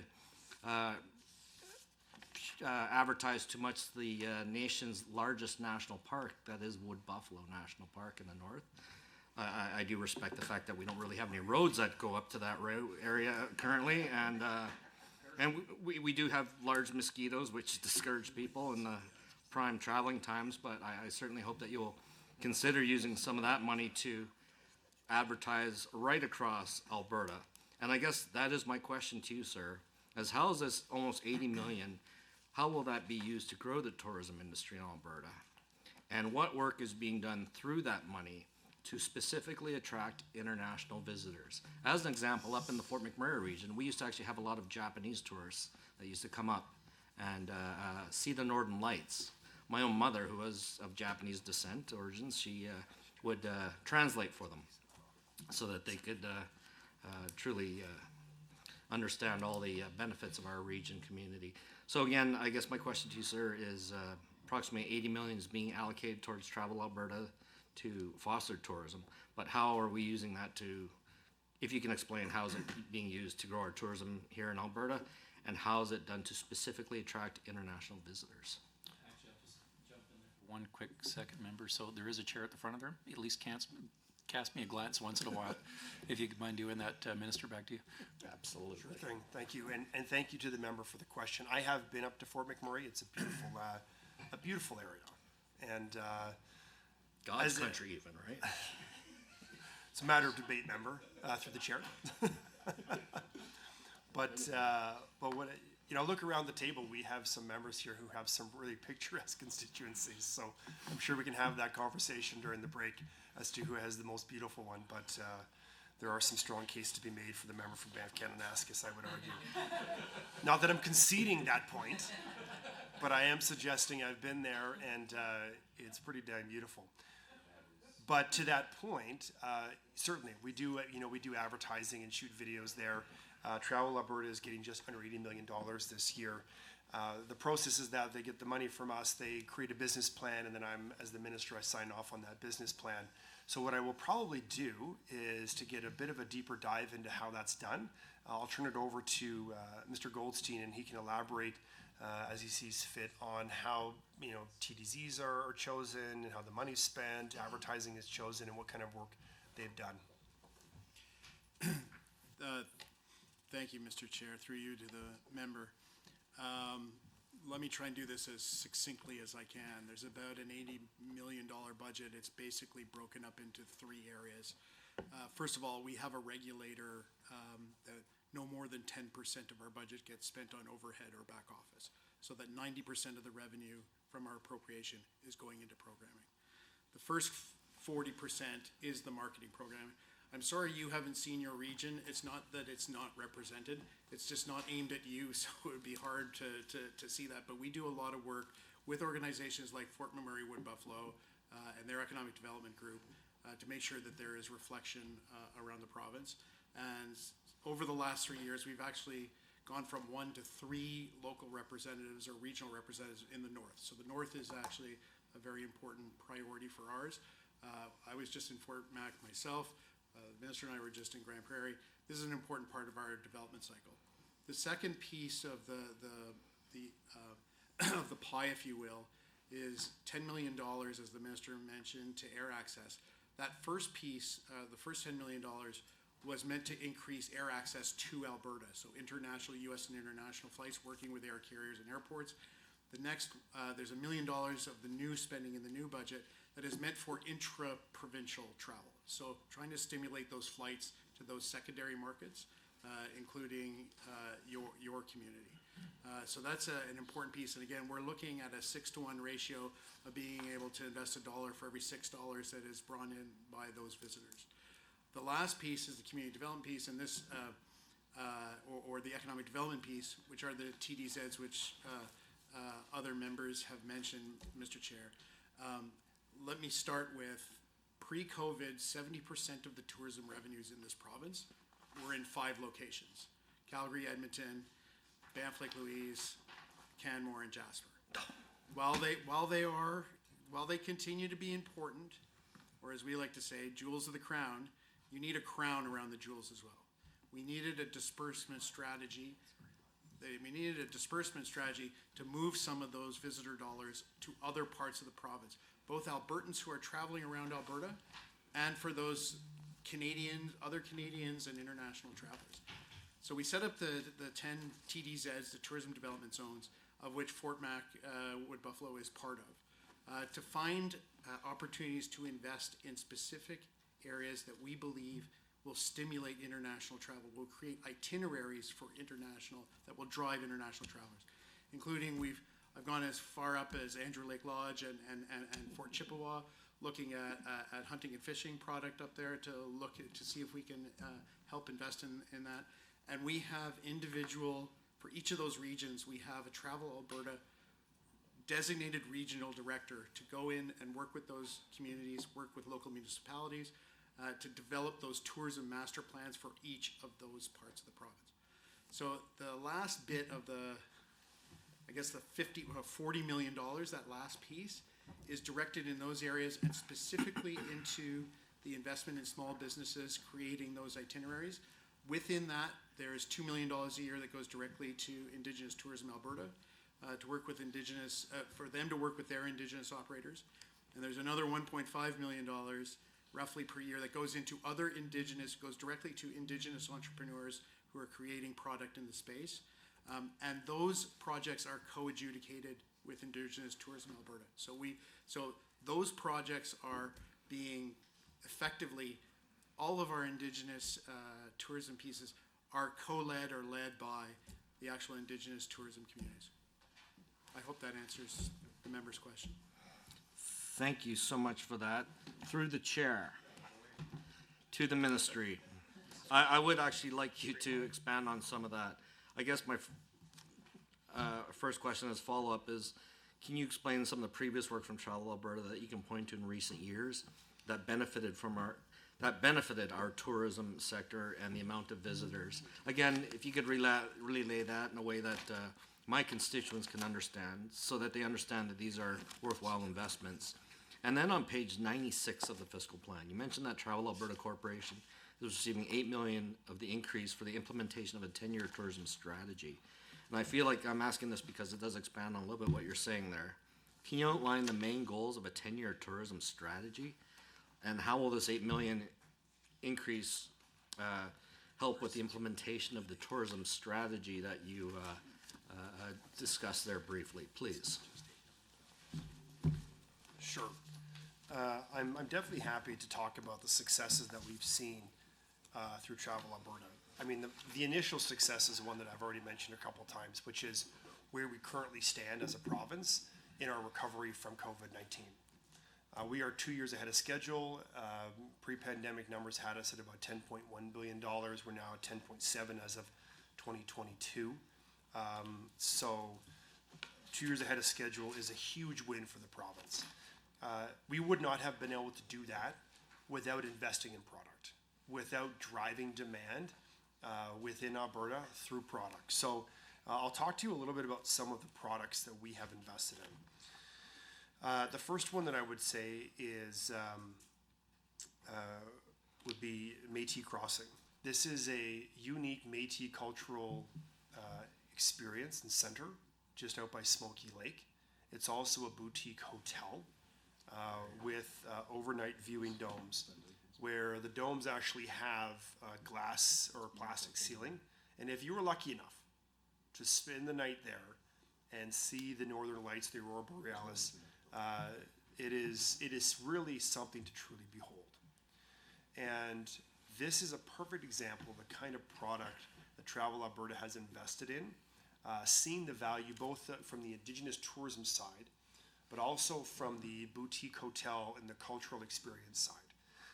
We spent a couple of days there and got a chance to really understand all that they do there, immerse myself as someone who didn't understand the Métis culture as well as I did, now that I do, and really appreciate all that. There's also a very unique portion of it, which is the interaction with wildlife.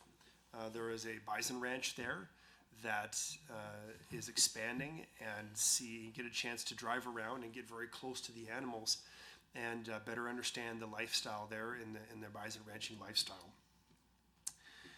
We also look at how resorts have played a huge part in our recovery for tourism. Understanding that Albertans want to get outside. They want to get outside. They want to experience the mountains. We have some fantastic resorts in the province. We were able to get up to Jasper earlier last year and had a chance to really experience that community and all it has to offer. Highly recommend people get out to Evil Dave's restaurant and try the meatloaf. It's really something to behold. But there's so many restaurants and hotels there.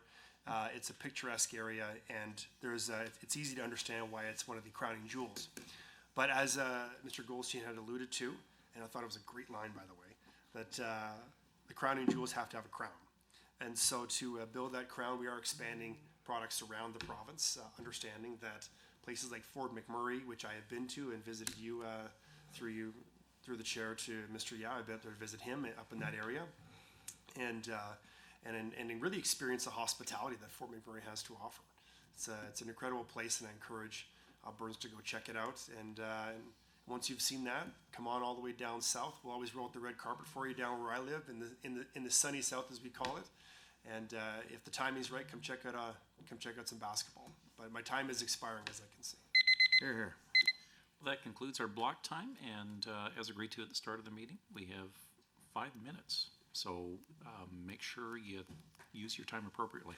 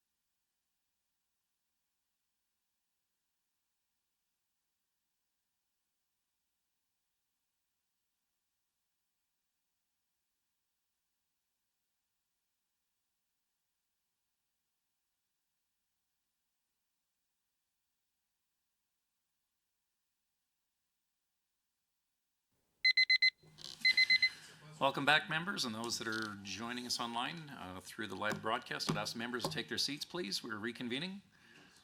I'd ask the members to take their seats, please. We're reconvening, and we'll turn it over to the opposition. And we've got up to 10 minutes for these blocks and these segments. I've got the floor. Member Brooks Arcan. So again, you gotta get the question. Do you want block or combined? And then it's up to the minister of how you're going to do this. I'll ask the minister through you, Mr. Chair, if that is something that he is open to do a combined, or if you would prefer block. Okay, over to you, minister. I'll probably stick with block time. Okay. Thank you, Mr. Chair. So, Mr. Chair, I have been meeting with Indigenous leadership in this province in my capacity as critic for Indigenous Relations and Reconciliation.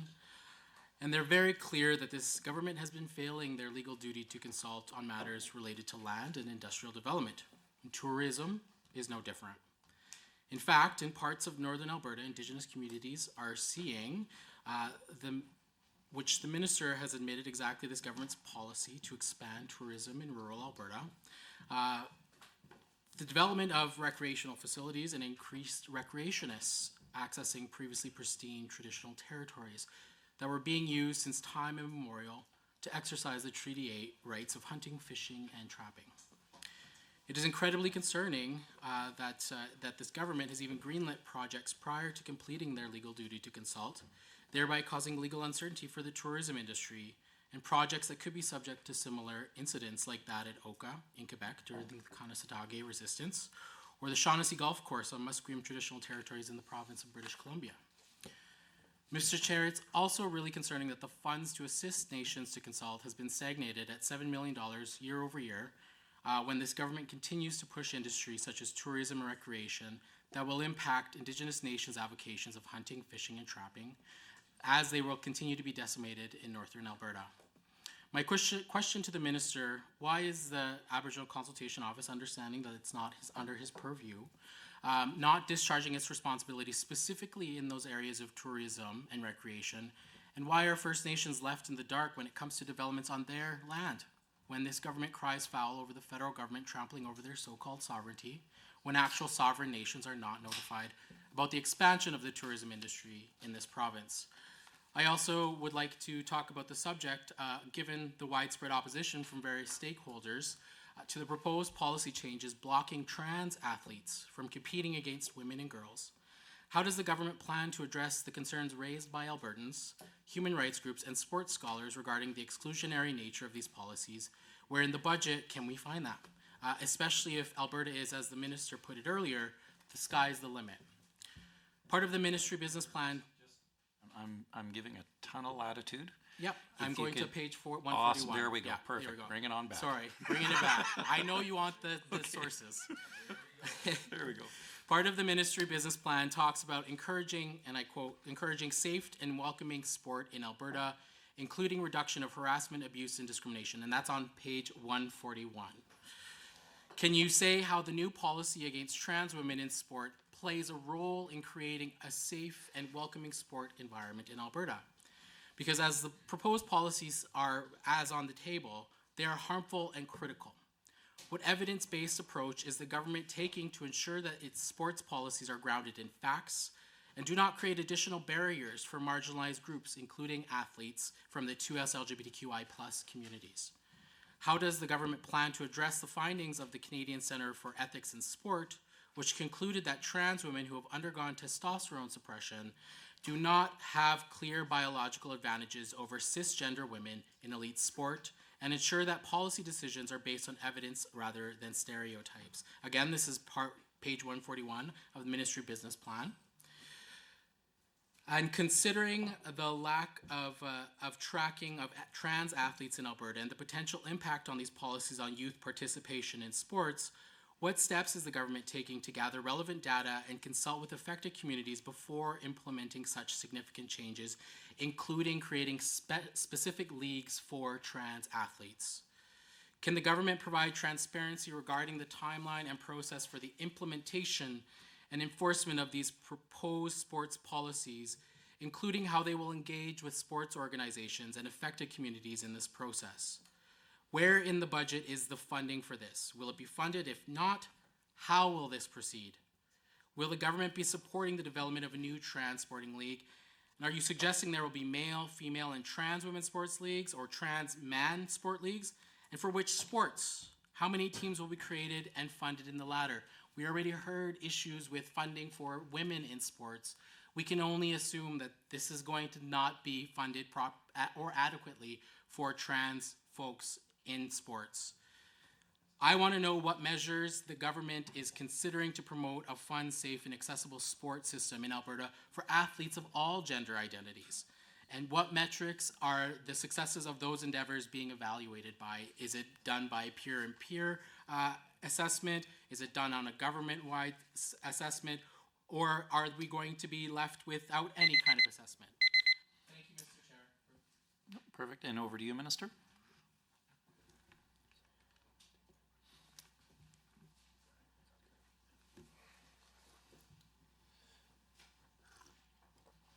All right. Certainly a lot of very important questions there, and so I'll try to answer as many as I can. We'll start with Indigenous tourism. You talked a little bit about that. I would say a number of the questions you asked most certainly don't fall within the tourism and sport file. But what I can say is I'm very proud. I'm extremely proud of the record our government has with Indigenous tourism, funding it more than any other province in the country. And I need to repeat that.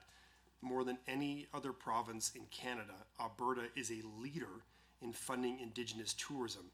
And ITA, or Indigenous Tourism Alberta, is CEO Shay Bird, has done a tremendous job working with Indigenous tourism operators around Alberta, helping them develop their product. And I often say, I see Shay everywhere because I'm everywhere and so is he. And that's just an indicator of how hard he's working. And so I do want to give a shout out to Shay Bird and the products he's helping to develop. And some of the interesting products that I'm seeing are actually teaching a lot about the Indigenous culture. I'll talk a little bit about one in particular, if you'll allow me to, which was the, let's see here, it was Painted Warriors Ranch, which is just outside of Sundre. And Painted Warriors Ranch is a very interesting experience where you get to go out and learn firsthand hunting and trapping skills from an Indigenous tourism owner-operator and his wife. They're also both national, international archery champions. So as you go out there, there are glamping tents, you get to try Indigenous food, and then they teach you how to shoot a bow and arrow. And then once you've learned that skill, they'll take you through about a 90-acre course. It's kind of like bow and arrow golf, where as you walk through the course, there's offshoots throughout the entire course, and there's animals at varying distances, everything from gophers to foxes and deer. And they teach you how to measure the distance just by eye and how to manage your shot appropriately. And so these immersive regenerative tourism experiences are the exact kinds of products that international travelers are looking to get, Canadian travelers and Alberta travelers. It's also, I believe, reconciliation in action. And as a province, we're funding these products because we understand that it's an opportunity for us to partner with authentic Indigenous tourism operators who have a great story to tell about their culture. And so I'm very proud of that. And that's just one example of the hunting and the fishing and the trapping that member Arkan Paul had talked about. With regards to safe sport in Alberta, the Premier recently announced that the government will work with sporting organizations in the province to ensure that biologically born female athletes are able to compete in a biological female-only division without having to compete against transgender female athletes.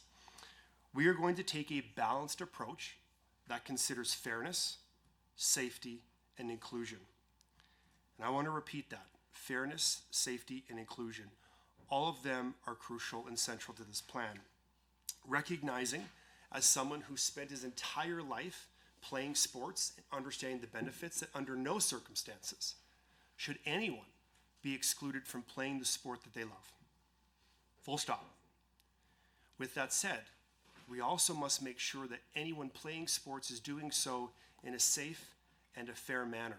And I addressed this earlier on in my remarks when it comes to things like coaching and coaching training and creating an inclusive environment, but also creating one that is safe for the athletes and that is fair for the athletes. And there are organizations in Alberta. We have just under 100 provincial sport organizations. About a third of them already have policies in place for transgender athletes. There are other organizations much higher up, like the IOC, International Olympic Committee, the NCAA. Also, our relationship with each provincial sport organization is different. And so the process that we're looking towards now is consulting with provincial sport organizations towards the implementation of this policy that balances the three criteria that I already mentioned, which is fairness, safety, and inclusion in sport. And I believe we will come to that understanding and come to that policy in a way that supports athletes in Alberta. Thank you, Minister. And over to the Government Caucus. MLA Wright. Thank you, Chair, and through you to the Minister. Just to ask, are you wanting to share time or block time? Yeah. If we go back and forth, that would be splendid. Sure, that would be splendid. Perfect. Thank you for that, Chair, and through you to the Minister. I think everybody on this committee could really agree that Southeast Alberta truly is the powerhouse of rodeos for the province. Now, when I take a look at some of the histories on rodeo, Calgary Exhibition had their first exhibition in 1886. And I have to say, Medicine Hat, we were 1 year short in 1887. So there's a long-standing history of agricultural sport going on here in the Southeast. We deliver one of the best rodeos in Western Canada with tourists and contestants from all over the US, Australia, as well as South Africa. This event draws visitors from all over North America to come watch, whether it be the chuck wagons or the rodeo. And when they're there, they're seeing rodeo spirit really alive in Alberta. In fact, if we were to go out during those time periods and ask them to use one word to describe the culture or rodeo in this event, chances are it's going to be a yeehaw or Western or something along those lines as a word to describe the events that are going on when they think of Alberta. It shows a deep culture and roots within not just sport and tourism, but also into our many other different industries like agriculture. Unfortunately, these days, the Justin Trudeau bandwagon with all of his buddies never leave too much Ottawa, so they tend to forget that rodeo is intrinsically twined to Alberta and Canada's culture. One thing they've never forgotten to do, though, is they never forget an opportunity to dress up and play a different culture, as we see with the Calgary Stampede every year. So I know previously you shared that the government is investing $4.5 million to support the delivery of the Canadian Finals Rodeo, which will return to Edmonton this October. Can you please highlight what elements this support is bundled into on page 219 of the government's estimate documents? Well, thank you, member, for that question, and I would definitely agree. The Prime Minister never misses an opportunity to dress up and play, whether it's being a rodeo or dressing up in blackface. But there's certainly never a missed opportunity there. But what I would say is when it comes to rodeo in Alberta, we have a rich history. And if you want to do the tour through all the rodeos in Alberta, you're going to have one heck of a time. And you're right, there'll be a yeehaw or a yahoo, and you get a chance to throw on a cowboy hat and really experience something that is deeply rooted in Alberta's culture, in the fabric of the province. That's why we saw the need to support an Alberta bid for the 2024, 2025, and 2026 Canadian Finals Rodeo. And we're grateful that that rodeo is staying here in Alberta. That's why we committed $4.5 million to support this. And funding the Canadian Finals Rodeo, you can see that under 3.4. This is support for sport, physical activity, and recreation. And there's $1.5 million included in the 2024-2025 fiscal year. But every town I shouldn't say every town, but most towns dotted through rural Alberta have a rodeo. And if you get a chance to go out there, you'll see some unique events that might be specific to those areas. One in particular, if I can share a small anecdote, was last year and the year before, whereas the businessman cow ride, where they have business leaders from the community get a chance to jump on a cow and try to raise money for the local agriculture society through scholarships. This is a great way that we've seen rodeos generate support for the local community while putting on a really good time. So I'm grateful for the question about rodeo, and also grateful that we've had a chance to support the CFR staying here in Alberta, and I can't wait to come out to the Medicine Hat Rodeo. Thank you, Minister, through the chair. So something that I've really been blessed with over the last 5 years is I've been able to coach 9 different hockey teams. It's been really remarkable to, even since being elected, spend the time on the ice, developing, mentoring, and growing the next generation of leaders. And I appreciate that this ministry has invested in the Every Kid Can Play program. But I do have some questions specifically pertaining to how this will really impact and get the mileage needed. How many children and youth are expected to receive direct funding support through the Every Kid Can Play program? Thank you to the member through the chair. The Every Kid Can Play program is anticipated to provide financial support to more than 8,500 children and youth to subsidize sport and recreation program registration costs. The support for over 50 child and youth-focused community program levels throughout Alberta, community level programs throughout Alberta. What that's saying is there is 8,500 or more children in this province whose parents are not being forced to make the tough decision between whether or not they get to play sports or they get to put food on the table. There is cost pressures across this entire province, and I understand that. I'm also grateful to live in the province that is the lowest tax jurisdiction with no PST and is welcoming new Albertans every year by the thousands and thousands. But when they come here, there is more to Alberta than just the opportunity to work. We need a place where our kids can play, and so making sure that when people arrive here, whether they're new Canadians or just new Albertans, that we're helping them overcome some of the barriers for recreation and sport. And so the Every Kid Can Play grant does exactly that. And I've heard so many success stories of kids who are telling me and telling our government that as a result of this grant, they're being given a chance to actually get out and be active. And it's not just being active. Like, think of the communities that are built through sport. I can't tell you how many teams I've played on and contacts and friends that I have still to this day. One of the people that I played basketball with professionally, I stay in contact with to this day. I went to his wedding, and I consider him, one of my closest friends, if not a brother. And these are the kinds of relationships that you can foster, and they start at a young age, and you get to share stories. And so, I'm getting a bit personal here, but I feel so strongly about this Every Kid Can Play grant, and it is changing lives. Thank you, Minister. I've been fortunate enough to host you down in Medicine Hats, and it was great to go for breakfast there. And we were able to talk about some of the great initiatives and avenues for tourism and sports in the Southeast.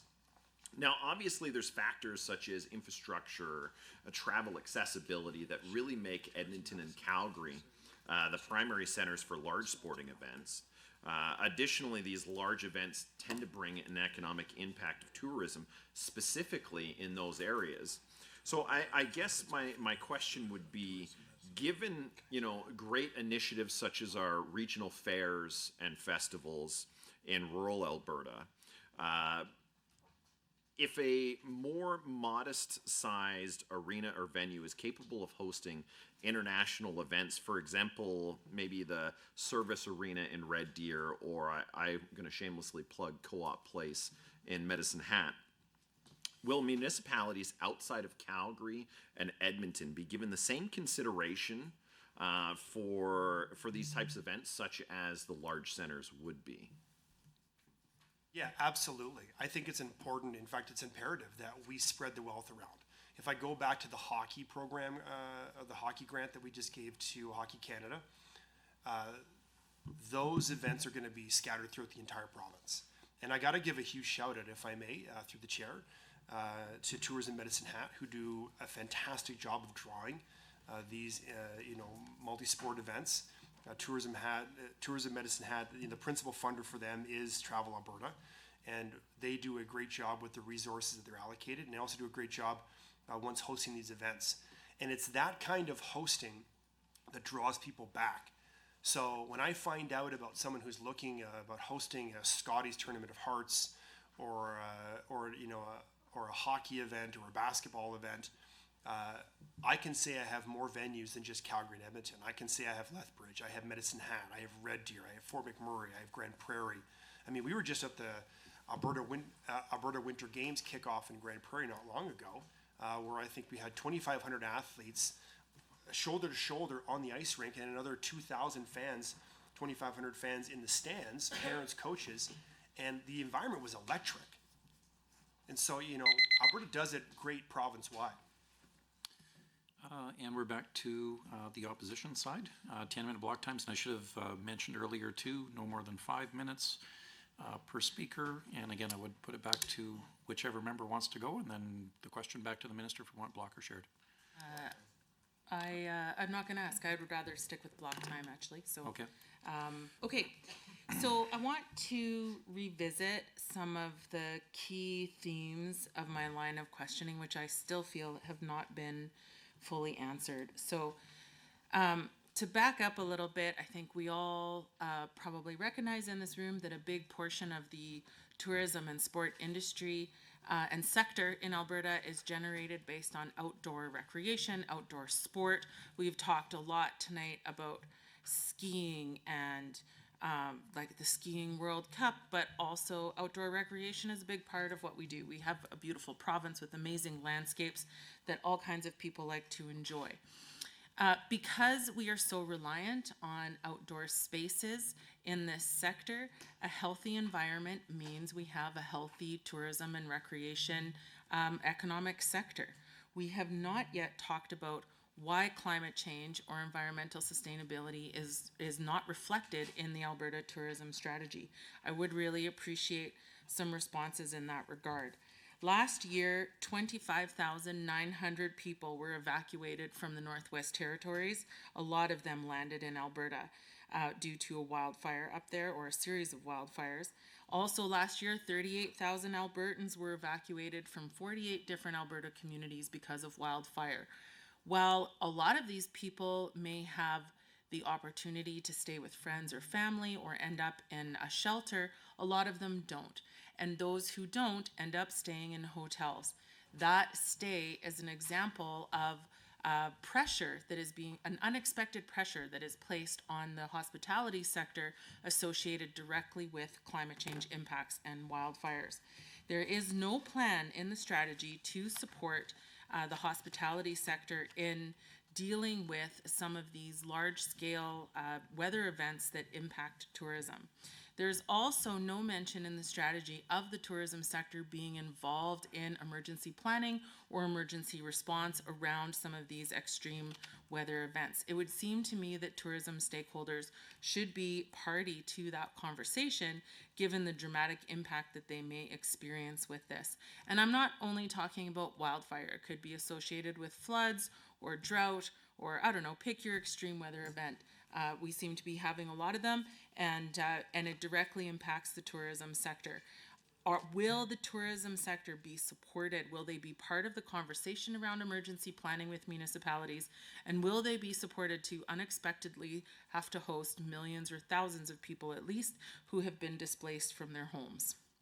I also want to take a moment to revisit some of what my colleague, MLA Arkan Paul, but I forgot your writing. My apologies.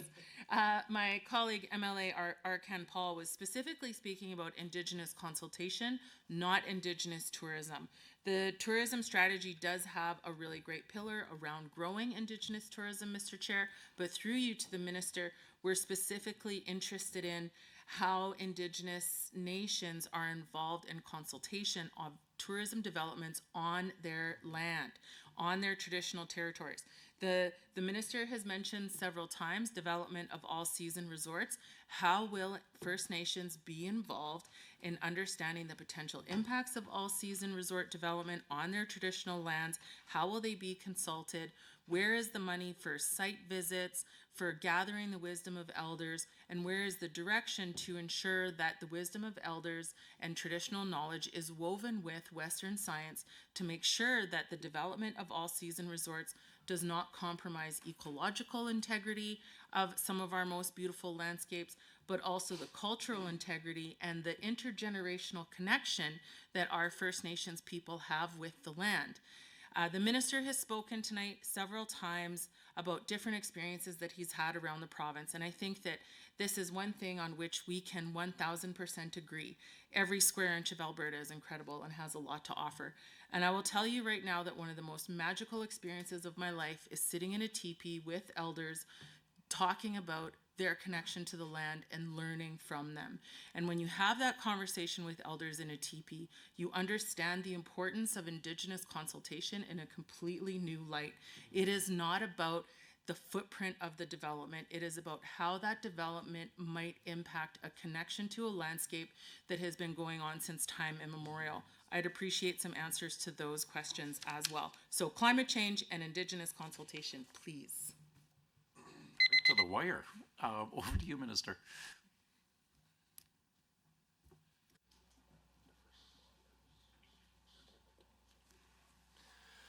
Well, thank you, Mr. Chair, through you to the member for the questions. And yeah, I've shared a lot of stories tonight about my experiences as I've traveled the province and exploring the tourism sector in this province, because that's what the Minister of Tourism is supposed to do. It's supposed to get out and better understand the products that we have here in Alberta and better understand how to develop them. And that includes working with First Nations and Indigenous Tourism Alberta. So I can understand the members' comments on that, but I don't. I think it's important that as we go through these estimates this evening, people understand how important it is to actually get out and consult stakeholders. It's my job. I would argue that probably for every day that I've spent at home this last 9 months, I've spent 4 days on the road. I once heard from a constituent, we haven't seen you a little bit scout. I said, my wife said the same thing. So, I'm not going to apologize for being out there, and also for explaining the experiences that we've had. I also do want to give a huge thank you to the first responders and the hotels and everyone who jumped into action during forest fire season last year. It was certainly a very difficult time and a devastating time for so many Albertans. And Alberta opened up their arms to residents across the province and to people from outside of the province. I remember being in Calgary and seeing residents from the Northwest Territories who were displaced, and it was heartbreaking. It's absolutely heartbreaking to see. But I was also heartened to know that as a province, we're prepared to welcome those people from other provinces and other jurisdictions around the province. And that's why, as a ministry, we are engaged in multi-department conversations about emergency preparedness as we prepare to go in the spring here. We have not seen a lot of snow this year. There is no debating that. I'm hoping we have a very wet spring, but if in the event that that's not the case, I recognize that we need to be prepared for that, and we are working on that. As far as a healthy tourism sector is concerned, I have heard from a number of stakeholders who have talked about tourism our way. And I think that's an important point to make, tourism our way, in that it's done differently through different parts of the province, embracing different parts of tourism, embracing different ways of doing it, but recognizing that it's about sharing stories. And so Alberta's government is committed to protecting people, nature, and fish and wildlife while growing the province's visitor economy. And tourism is an important part of Alberta's diversified economy. It is economic diversification, and we are committed to its growth and protecting the environment. And in 2022, visitors contributed, as I've said, $10.7 billion to Alberta's economy and the industry supported 80,000 full-time equivalent jobs. So, in short, sustainability and economic development are not mutually exclusive, Mr. Chair. And Alberta's government, led by the Ministry of Forestry and Parks, is investing more than $211.3 million over 3 years in campgrounds and trails to support high-quality, low-cost recreation opportunities, while also doing it in an environmentally responsible way. So a number of the questions that I was asked, certainly fall outside of the Ministry of Tourism and Sport. But what I can say is we are engaged in conversations with other ministers in their departments as we prepare to go into what will be forest fire season. Lastly, what I will say with regards to Indigenous consultation. As the MLA for Carson Siksika, I represent the two largest landmass reserves in the country. So I don't think it's necessarily fair to lecture me on Indigenous consultation and understanding the people that I represent. Now, there are traditional lands across this province that we are looking at developing tourism products. And it's important that we do the proper consultation and also do it responsibly in an environmental way, while also telling the private sector and investment that Alberta is open for business. We cannot, under any circumstances, reach our goal of $25 billion visitor spending by 2035 without the resort development piece. It is crucial to us in making sure that we do the proper consultation, we do the proper development, but expanding our resort offering so high spending travelers outside of Alberta, outside of Canada, want to come here multiple times to bring their families, stay longer, spend more, and enjoy more of Alberta. Minister, and we're back to the government side for Block and Millie Stefan. And again, your choice back and forth with Minister, no more than 5 and no seating time. Yeah, it would be super duper, Chair, if we're able to go back and forth.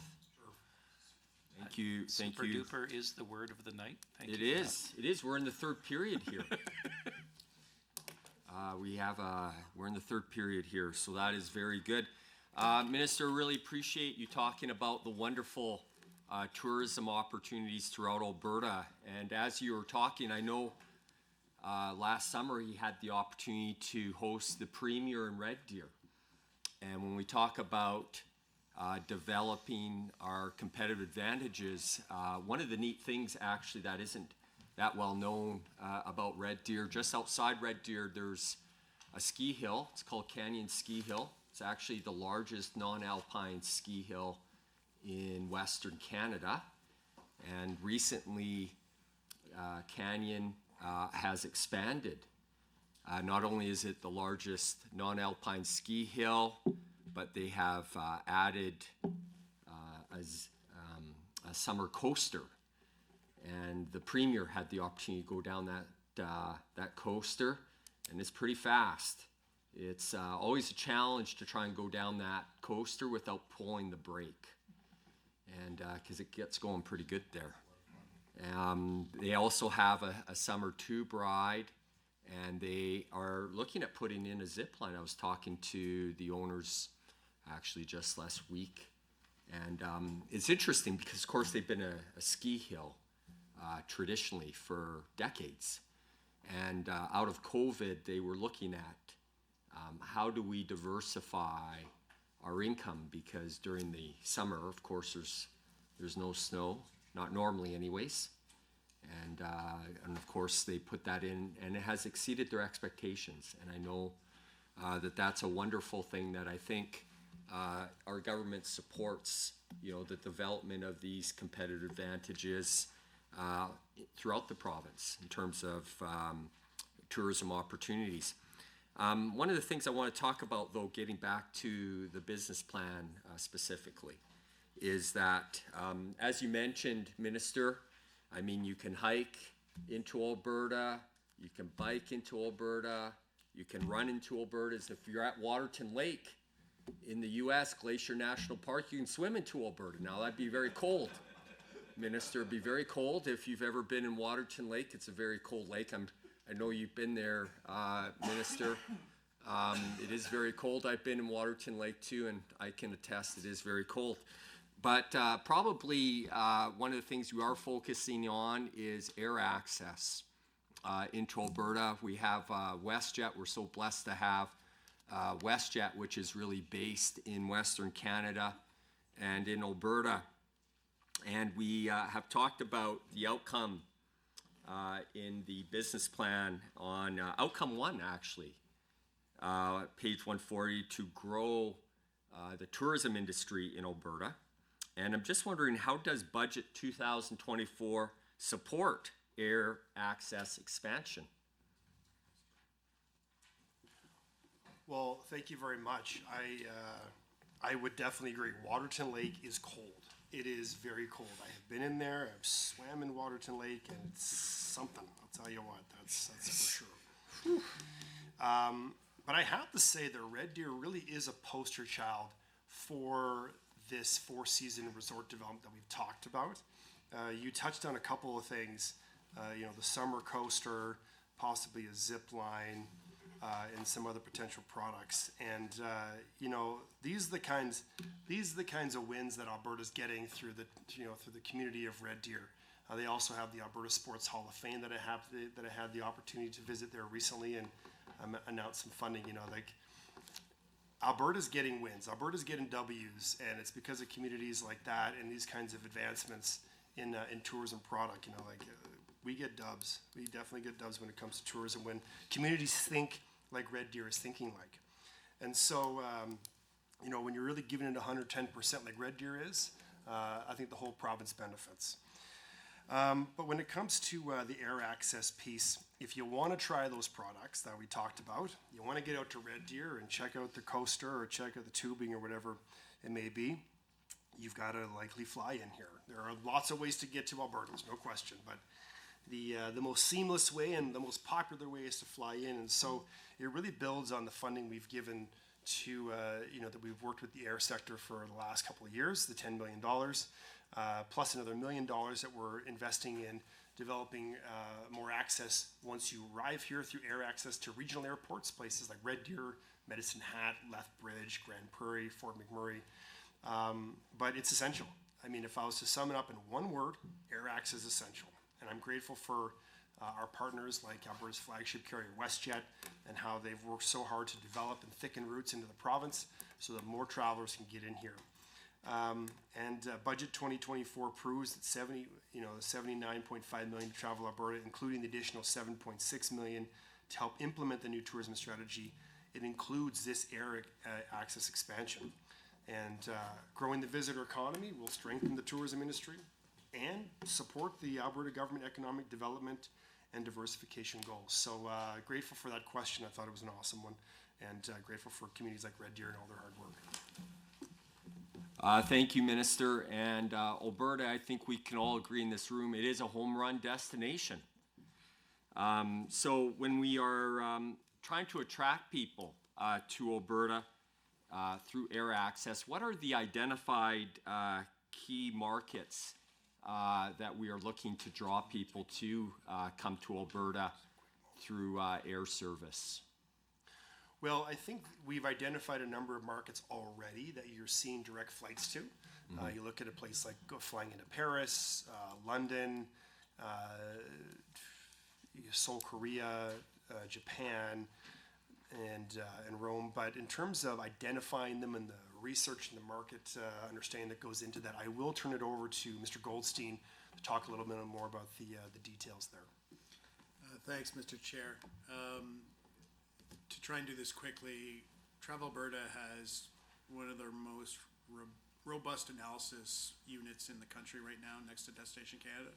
We do an evaluation which includes data, as I said earlier, from over a dozen sources, but most importantly through Oxford Economics, to look at the mix of which kind of travelers are coming or most susceptible to coming to Canada and to Alberta. And so we rank them internationally, and then we work with our air partners to make sure that we are marketing and working on the air access piece in those same markets. So in list of priority, the US is number one, If we took all of the international arrivals together, they would still not be greater than the U.S. And in the U.S., particularly California, Texas, and New York are the three sort of major markets within that market. Then you go to UK, Germany, France is a new market for us. And we're the only province outside of Quebec that's actually in that market, and that's largely due to the daily direct flight, the direct flight between Charles de Gaulle and Calgary. The interesting thing, and I know I'm running out of time, but the interesting thing is that's a really good example of how the system is working together. So our work on the marketing front in the U.S., in France with Destination Canada, with WestJet, has moved that WestJet flight from a seasonal flight to a year-round flight. So now we have year-round access to that market, which has been great for the ski business and all kinds of other winter product. So that's how we go through a very systematic way of evaluating the markets and figuring out how we make sure that air access aligns with those markets. I hope, Mr. Chair, that answers the question. Yeah, thank you very much. And when we kind of think about, of course, there's kind of the obvious winter destinations. We talked about our beautiful Banff ski resorts and in the national parks. We also have great traditional activities we can do. I know I was in the West Country actually with my family this weekend, Chair, and we went snowmobiling. And there are many great activities that perhaps are not as readily available in some of those other markets that you mentioned. I don't think they do too much snowmobiling in Paris. It's just, when I went there, it didn't seem to be too many snowmobiles around there, Chair. I know you went on a trade mission to Europe with Travel Alberta and WestJet. And I'm just wondering what tourism experiences you highlighted that were offered by Alberta. Well, with a limited time, I will say that our German travelers love snowmobiling. They absolutely love it. And, tourism is very interesting because people want what they don't have, and so they come here and they're willing to spend good money to experience it, and I'm sure I'll get a chance to elaborate more after. Awesome. And over to the... Put it to snooze. over to the opposition. Thank you. Okay, so I heard the minister say, Mr. Chair, that Alberta is open for business, and when it comes to tourism, I think that's great, and that we need proper consultation on all season resorts. I couldn't agree more, and I'm just going to assume that will include a budget for meaningful Indigenous consultation, including site visits and connections with elders about potential impacts to the land. So I'll just assume that is the case. I want to move a little bit towards monitoring and defining success in this regard. Tourism is a particularly challenging sector to do this in because it is a system of multiple industries working together. So what measures is the government taking to monitor and respond to changes in consumer behavior and market trends within the tourism sector, particularly in light of the shifting economic landscape? And how does the government plan to ensure that it supports measures that are accessible and equitable for businesses across different regions and sectors of the tourism sector? What metrics or indicators is the government using to track the effectiveness of its interventions in supporting the tourism industry, and how frequently will these be assessed and adjusted as needed? Will these be shared with the public? And if yes, what budget line item would that fall in? The business plan for 2024 to 2027 does not address issues surrounding wages, which I find particularly concerning, especially as it is applied to the tourism sector.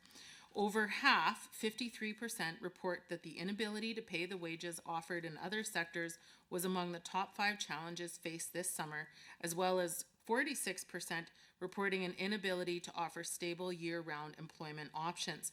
So this feeds into a couple of things. First, there is a lot of businesses within the tourism sector that cannot compete with higher wage sectors, and also that our tourism sector in Alberta does tend to focus on summer opportunities. There is definite interest in the sector to expand the winter offer and to kind of even out the level of tourism spend throughout the year.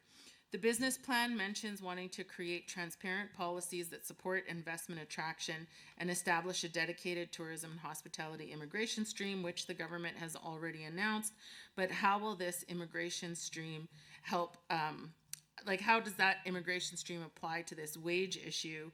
And also, as previously mentioned, what supports will be given to help immigrants whose English is not their second language to learn English so that they can be better integrated into meaningful employment in the province.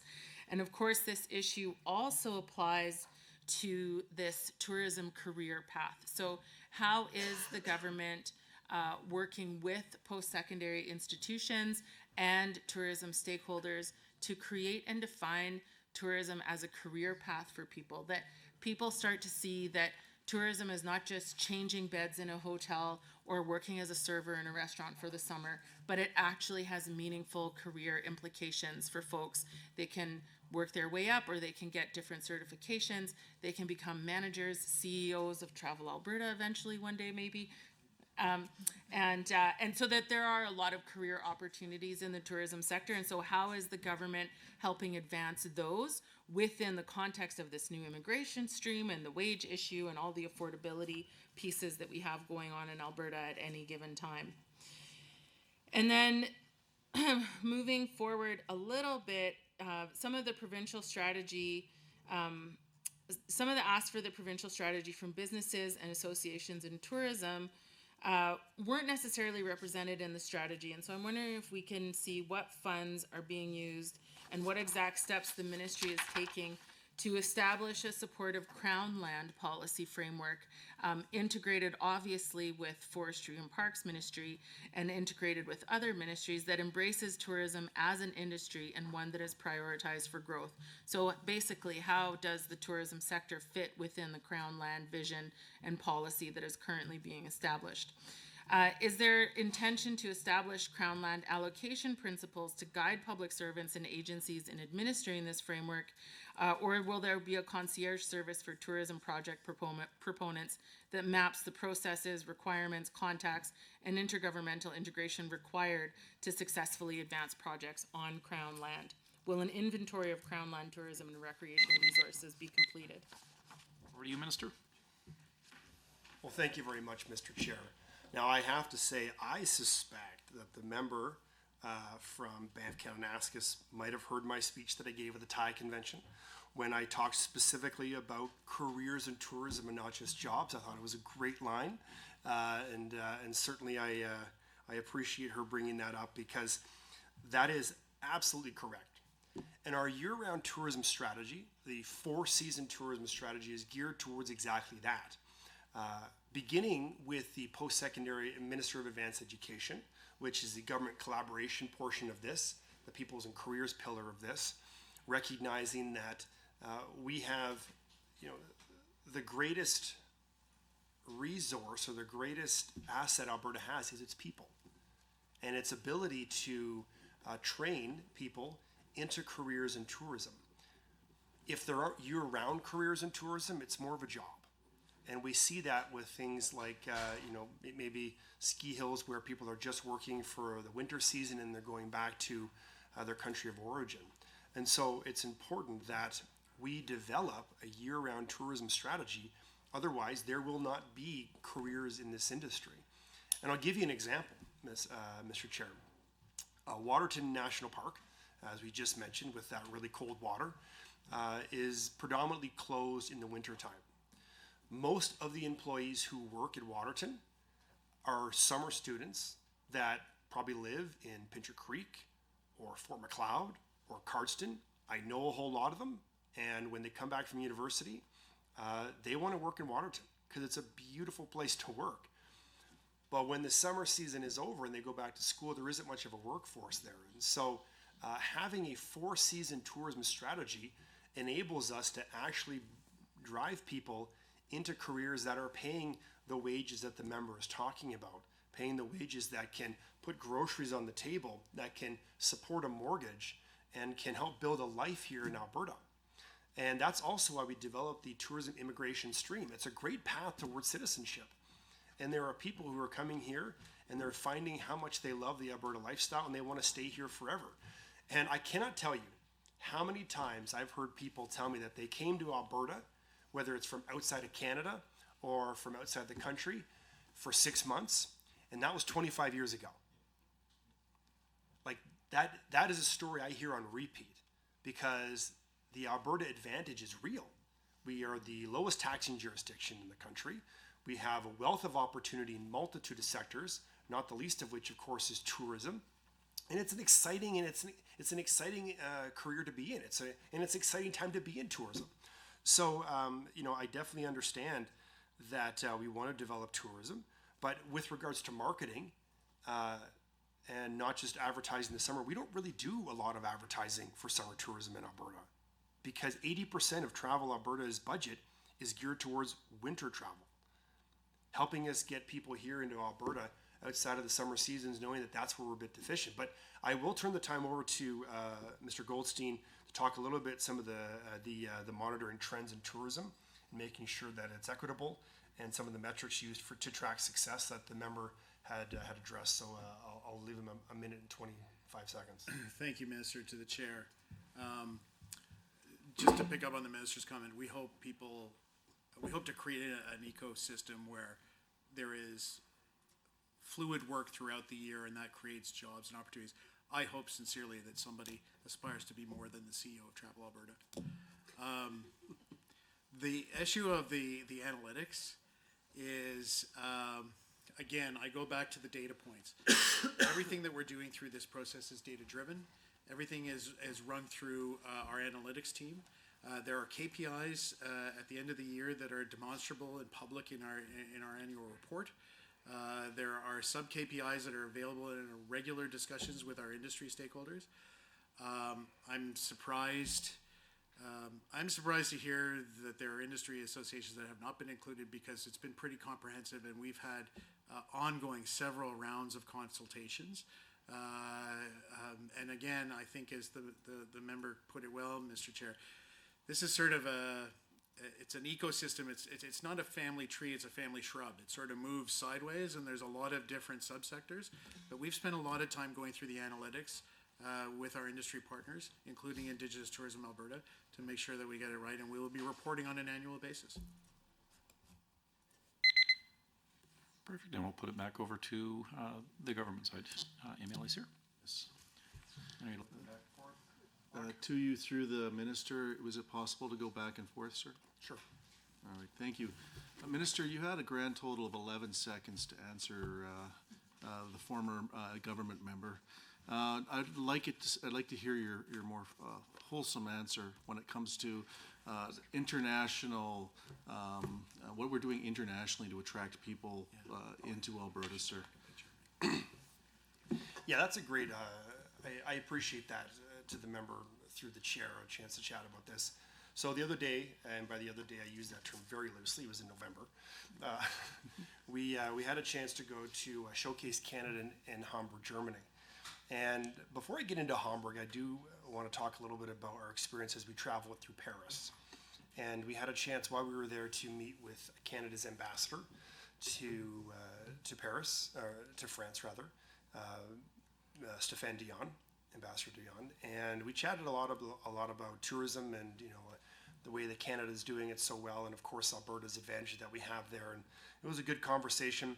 The following couple of days, we had a chance to do some other meetings, but one in particular that was incredibly rewarding to me was an opportunity to represent Alberta at Vimy Ridge on Remembrance Day, where I had a chance to speak. And my grandfather flew a bomber in World War II, and so the military is held in very high regard in my household, and I'm grateful for their service. And it was one of the greatest honors of my life to speak there at Vimy Ridge and tour the facility, tour the grounds, and it's maintained by Parks Canada, and go through some of the tunnels and the trenches, and just get a glimpse into what the soldiers experienced during the World War. So, but then we went over to Hamburg, Germany, and it was a great experience for me to interact firsthand with the travel agents who were out selling Alberta's product. And what I found unique is whenever I'm planning travels or trips, I've usually kind of done it on my own. Start researching locations and finding hotels to stay at, or booking your own flights. But I found that in Europe, it's far more commonplace to use travel agents. And so it's a chance for us. We went over with Travel Alberta to this the largest showcase in Europe, where we were able to host a dinner there for these tourism operators and travel agents, and really talk a lot about the Alberta experience. Now, in fairness, a lot of them have done familiarization tours in Alberta, and some of them have probably, a lot of them have seen more of the province than I have, probably more than everyone in this room combined, actually, because they've been doing it for decades. But what they say, what I'm hearing, is they want more Alberta. They want more Alberta product. And so when we go back through the tourism strategy, and we talk about all the visits that I've done, and I've really only touched on a couple because it's really been quite a whirlwind for the last 9 months. They really sing the praises of Alberta and how we do it, but they say they want more opportunities to talk about Alberta, more product, things like more resorts, and opportunity to get more travelers to the mountains, get more travelers into places like Drumheller, more travelers up north in Alberta. And another thing we haven't really talked about in great detail in this meeting, but is a huge economic driver, is outfitting. It is a major business for Alberta, and people are coming to the province from around the world, spending a significant amount of money to hunt here and experience the Alberta landscape. And though I'm not a big fish guy eating, I do love the catch and release, and I share that with my Deputy Minister, Mr. Goldstein. And we understand that it's important that we make sure that these parts of the province are accessible to our travelers, the high-spending travelers who will help us reach our goal of $25 billion by 2035. Well, thank you, Minister. I really appreciate the answer. I do see that you're putting a lot of work internationally as well as in Alberta, and that I myself am very thankful for that. I will say that there's been a lot of discussion about the cold temperatures of Waterton. I would challenge the minister to put his feet into the Lake of Cold Lake to see which is colder, sir. I would say we would meet that challenge and probably succeed Now, Minister, you had recently done an announcement for the Alberta, the 2026 Alberta Winter Games, sir. This was a big announcement for my constituency. This is a partnership between the MD of Bonnyville, Cold Lake, Bonnyville, and Glendon. This is one of those remarkable success stories, sir, that our area is going to be seeing a real boom in our economy. We also had the Scotties Tournament of Hearts for the young ladies in St. Paul. This shows that you're really getting out there and you're trying to ensure that Northeast is got a real success story going forward. It shows our business community that we matter to you, Minister. Can you just walk us through how you make these decisions on how you choose the different placement of the different events, sir? Yeah, absolutely. I'm happy to do that. First off, you're on. Not only will I dip my toe in Cold Lake, I will jump in Cold Lake. So bring it on. Let's do it. I'll try anything twice. Now, in terms of the Alberta Winter Games, rural Alberta always punches above its weight. And when we're weighing the balance of how we're going to host these events or who's going to host them, we look at a number of factors. Of course, we look at the ability to actually host the games with facilities. We look at a volunteer base that's available to support these games. We look at transportation infrastructure, what's available there. And so in your case, for example, through you to the chair, not to the chair, rather, through the chair to you. Yeah. No, we're good. We're good. I got my juice here. We're good. But we look at a multitude of factors, and so I was really grateful to see your community step up and able to do that announcement, because the Winter Games there is going to be amazing.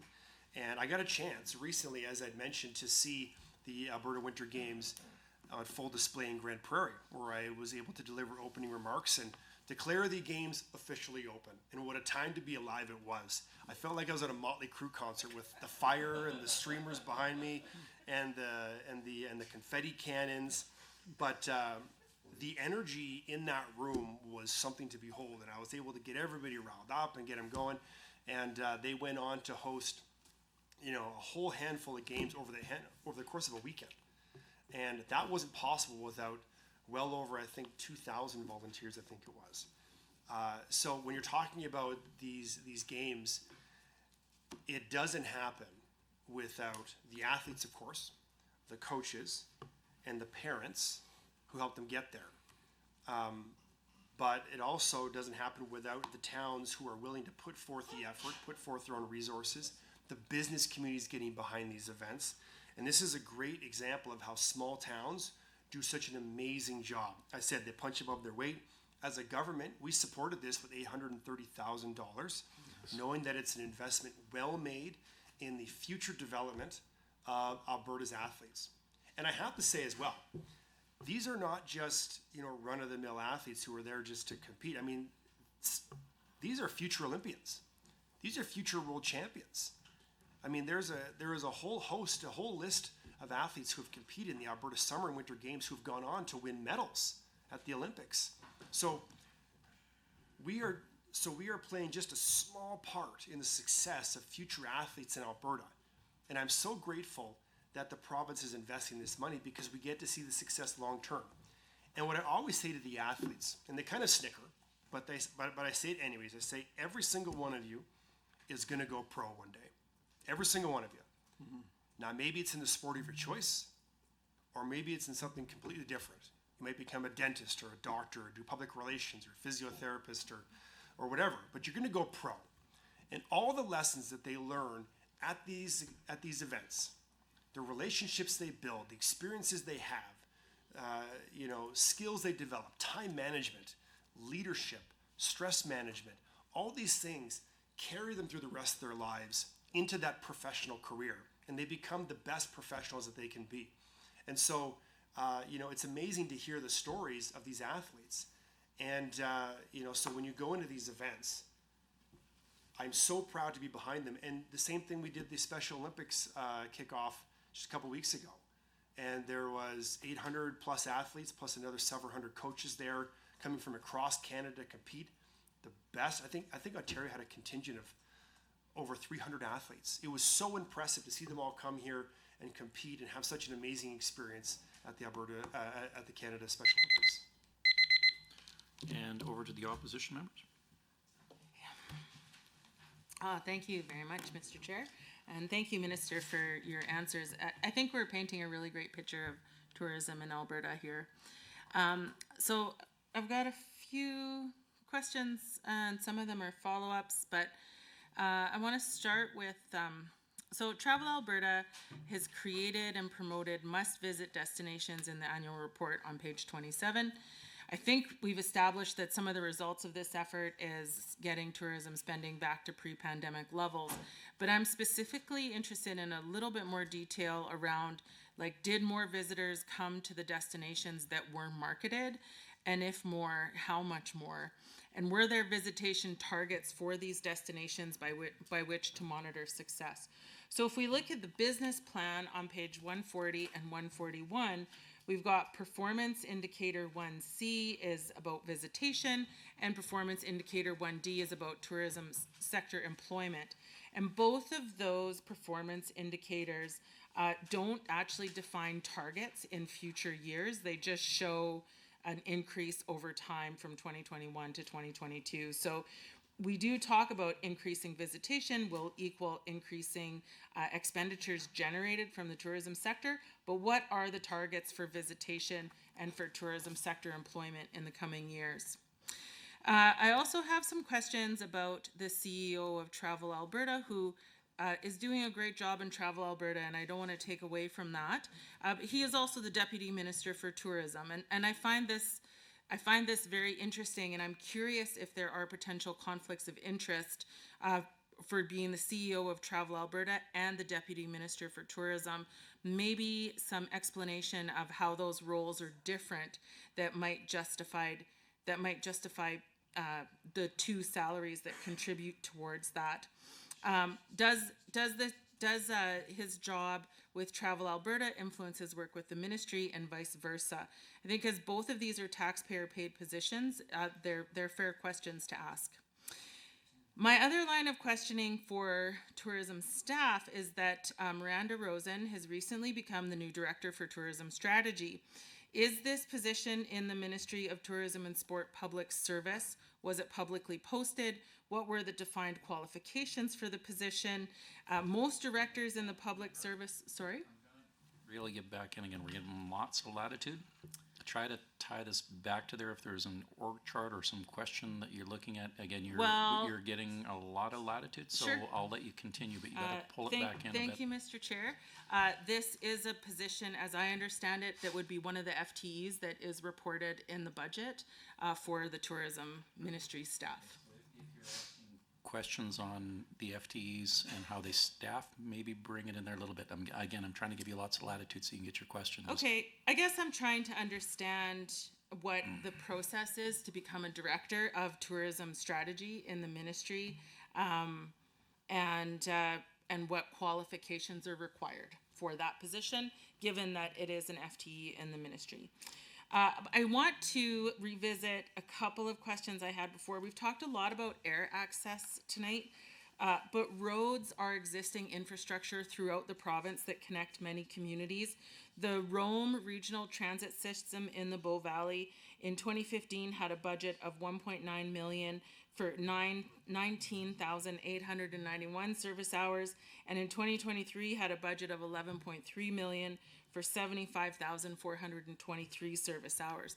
The reception and the growth of Rome Regional Transit in the Bow Valley has been staggering. It is clear that there is a need among tourists for regional bus transportation connecting rural communities, and I'm just wondering, if we're talking a lot about air access, why are we also not talking about regional bus connecting services that might connect different rural communities? I think there's a lot of, I can think of, every tourism development zone basically in the strategic plan has an opportunity for a regional bus service. Is there allowance for that? It took us 5 years to get the provincial tourism strategy. I'm wondering why it took so long.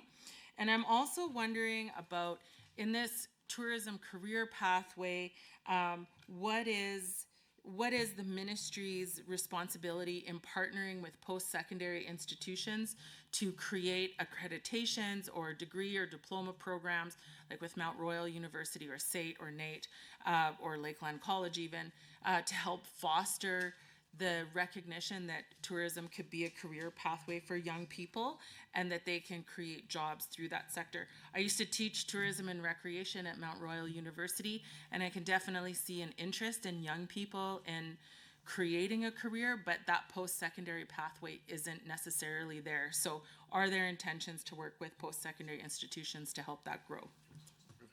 And over to you, Minister, and obviously there's some areas that are outside of your ministry, but I'll leave that for you to navigate through. Yeah, thank you, Mr. Chair. There's a case to me that most of it is outside of my ministry, but I'm happy to answer some of it. With regards to roads, we are in conversation with transportation, but that is a conversation you'd have to have with Minister Dreeshen. With regards to the tourism strategy, why it took so long, COVID certainly played a role in that. SAIT was also just awarded as one of the top tourism schools in the world, so I'm very happy about that. With regards to Mr. Goldstein's salary, he has one salary, not two. That would be a mistake and an error in making that assumption. And his position, dual role as CEO and Deputy Minister, is not without precedence. Saskatchewan does the same thing. So far as Ms. Rosen is concerned, I will turn the time over to Mr. Lamoureux to talk a little bit about that, and then Mr. Goldstein can elaborate on some of the deeper questions you asked earlier on in your statements. Mr. Chair, to the member, departments use a standardized process for all ministries. It's led by the Public Service Commission. With respect to a director position in the Government of Alberta for tourism, it requires both government and tourism ministry experience. You inquired as to whether or not what the competitive process was. It was, according to our processes, posted publicly, an open competition where anyone with the credentials, including being a Canadian citizen, was able to apply. There was a screening with the Public Service Commission of all the applicants, and standardized processes, including interviews, were conducted, which led to the decision to hire. Back to you, Minister. Sure. I know there were some deeper questions that were asked as well. Mr. Goldstein, do you want to jump into some of those? Yeah, I think I'm referring to the performance metrics that you outlined. And I believe the question, Mr. Chair, was about what is the length of those, or what is the future of those. I believe if you turn to the actual strategy itself, it outlines the revenue projections that we would take to 2035, how we would get to the $25 billion. This is the pro forma piece that we do for Treasury Board, so that is why those numbers only run for the next next 3 years, because that is the business plan component as laid out by Treasury Board.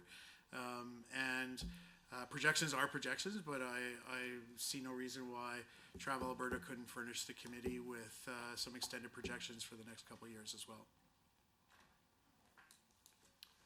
Awesome. And then that's probably the end of our, anything else? I don't have anything else to add. Block time, Minister, so if you kill the clock, it's over to the other. I have nothing else to add. Okay, perfect. Government members? Is there a particular member? Ah, there we go. Mr. Chair, thank Yes, you very much for allowing me to speak. I just want to Block time or back and forth? back and Minister? forth. I would Okay, love to go go ahead. back and forth, if you're okay with that, Minister. Grand Prairie has been referenced a number of times in your talking points today, and I was just going to say that we hosted a fabulous Winter Games, and it all started out with the minister's opening remarks and the stadium full of young athletes and fans and coaches and parents. And what a great weekend it was. To reference MLA Stefan, it was a super duper weekend. So I would like to ask a question regarding the capital plan that is that we're investing $30 million over 3 years in a new community recreation infrastructure program and supporting recreational facilities across the province. The program will be Alberta's first grant program that solely is dedicated to funding sport and recreational facilities. What type of projects do you see this program supporting, and how do you believe it will impact our youth and seniors in our community in their daily lives? And given that the capital plan for this program this year is $10 million, is there any additional funds that can be allocated to this program should the amount of the community applications indicate more significant need? Well, Mr. Chair, I want to thank the member for that question, and I think it draws back to one of the initial points that I made, which is Alberta has a rich history of hosting national, international, multi-sport games, but that's not possible. That's not possible in the slightest unless we have the facilities to do that. And those facilities don't just happen by accident. They need partnerships with municipalities and with the government of Alberta, and in some cases with the federal government as well. And so we've been in contact with the federal government on a number of projects that I'm excited to continue working with them on. But as far as this grant stream is concerned, it was just recently introduced in the budget, and so Budget 2025 is approved and passes through the legislature, then we'll be able to move ahead and develop this grant stream in full. That will allow us to develop the parameters of that and determine what kinds of projects are available. But I think it speaks to the larger goal here. The lofty one that we've set up, which is $25 billion in visitor spending by 2035. That's going to put Alberta in first place. We're on track for that. We're out here trying to get W's. We're out here trying to get wins. And I had a coach once harshly tell me, moral victories are for losers. In Alberta, we're out here looking for the win. And this tourism strategy that we have laid out is an absolute win because we have the landscape, we have the people, we have the access, and we have the opportunity. And we're going to explore everything that we have to bring the high-value travelers into Alberta that will help us reach this lofty goal. And so, you know, Alberta is this beautiful province with so much to showcase. It's why the ministry was formed in the first place, to focus on opportunities that will increase the visitor economy. These investments will drive local economies, and they'll allow Albertans to share the best of what this province has to offer the rest of the country and the rest of the world.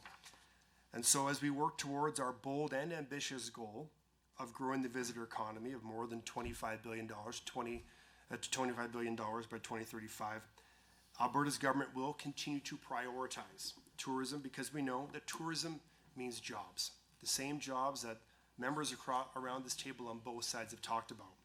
It's a driver of growth and it's a driver of economic prosperity. And by developing new products and experiences, we will position Alberta as a premier destination for visitors both at home and abroad. And when these visitors come, they will discover what we here in this province already know, that Alberta is the best place to live, to play, and to visit. And I thank all members around this table for coming here and being interested in talking about tourism and sport, because it is jobs. It is the Alberta story. It's a beautiful story. It's a rich history that dates back to time immemorial. And I am so grateful that as the Minister of Tourism and Sport, I get to carry this file forward, and I have the opportunity to help tell and sell the Alberta story around the country and around the world. I have a fantastic team, and I'm so grateful for them as they've helped me through the learning process of this file. Thankful for Paul and for David and for Carmen and my Chief of Staff, Ben McKay, and everyone who's supported me through this process and who continues to help us get here, because we got a great squad. It doesn't happen without the squad. This is a winning team.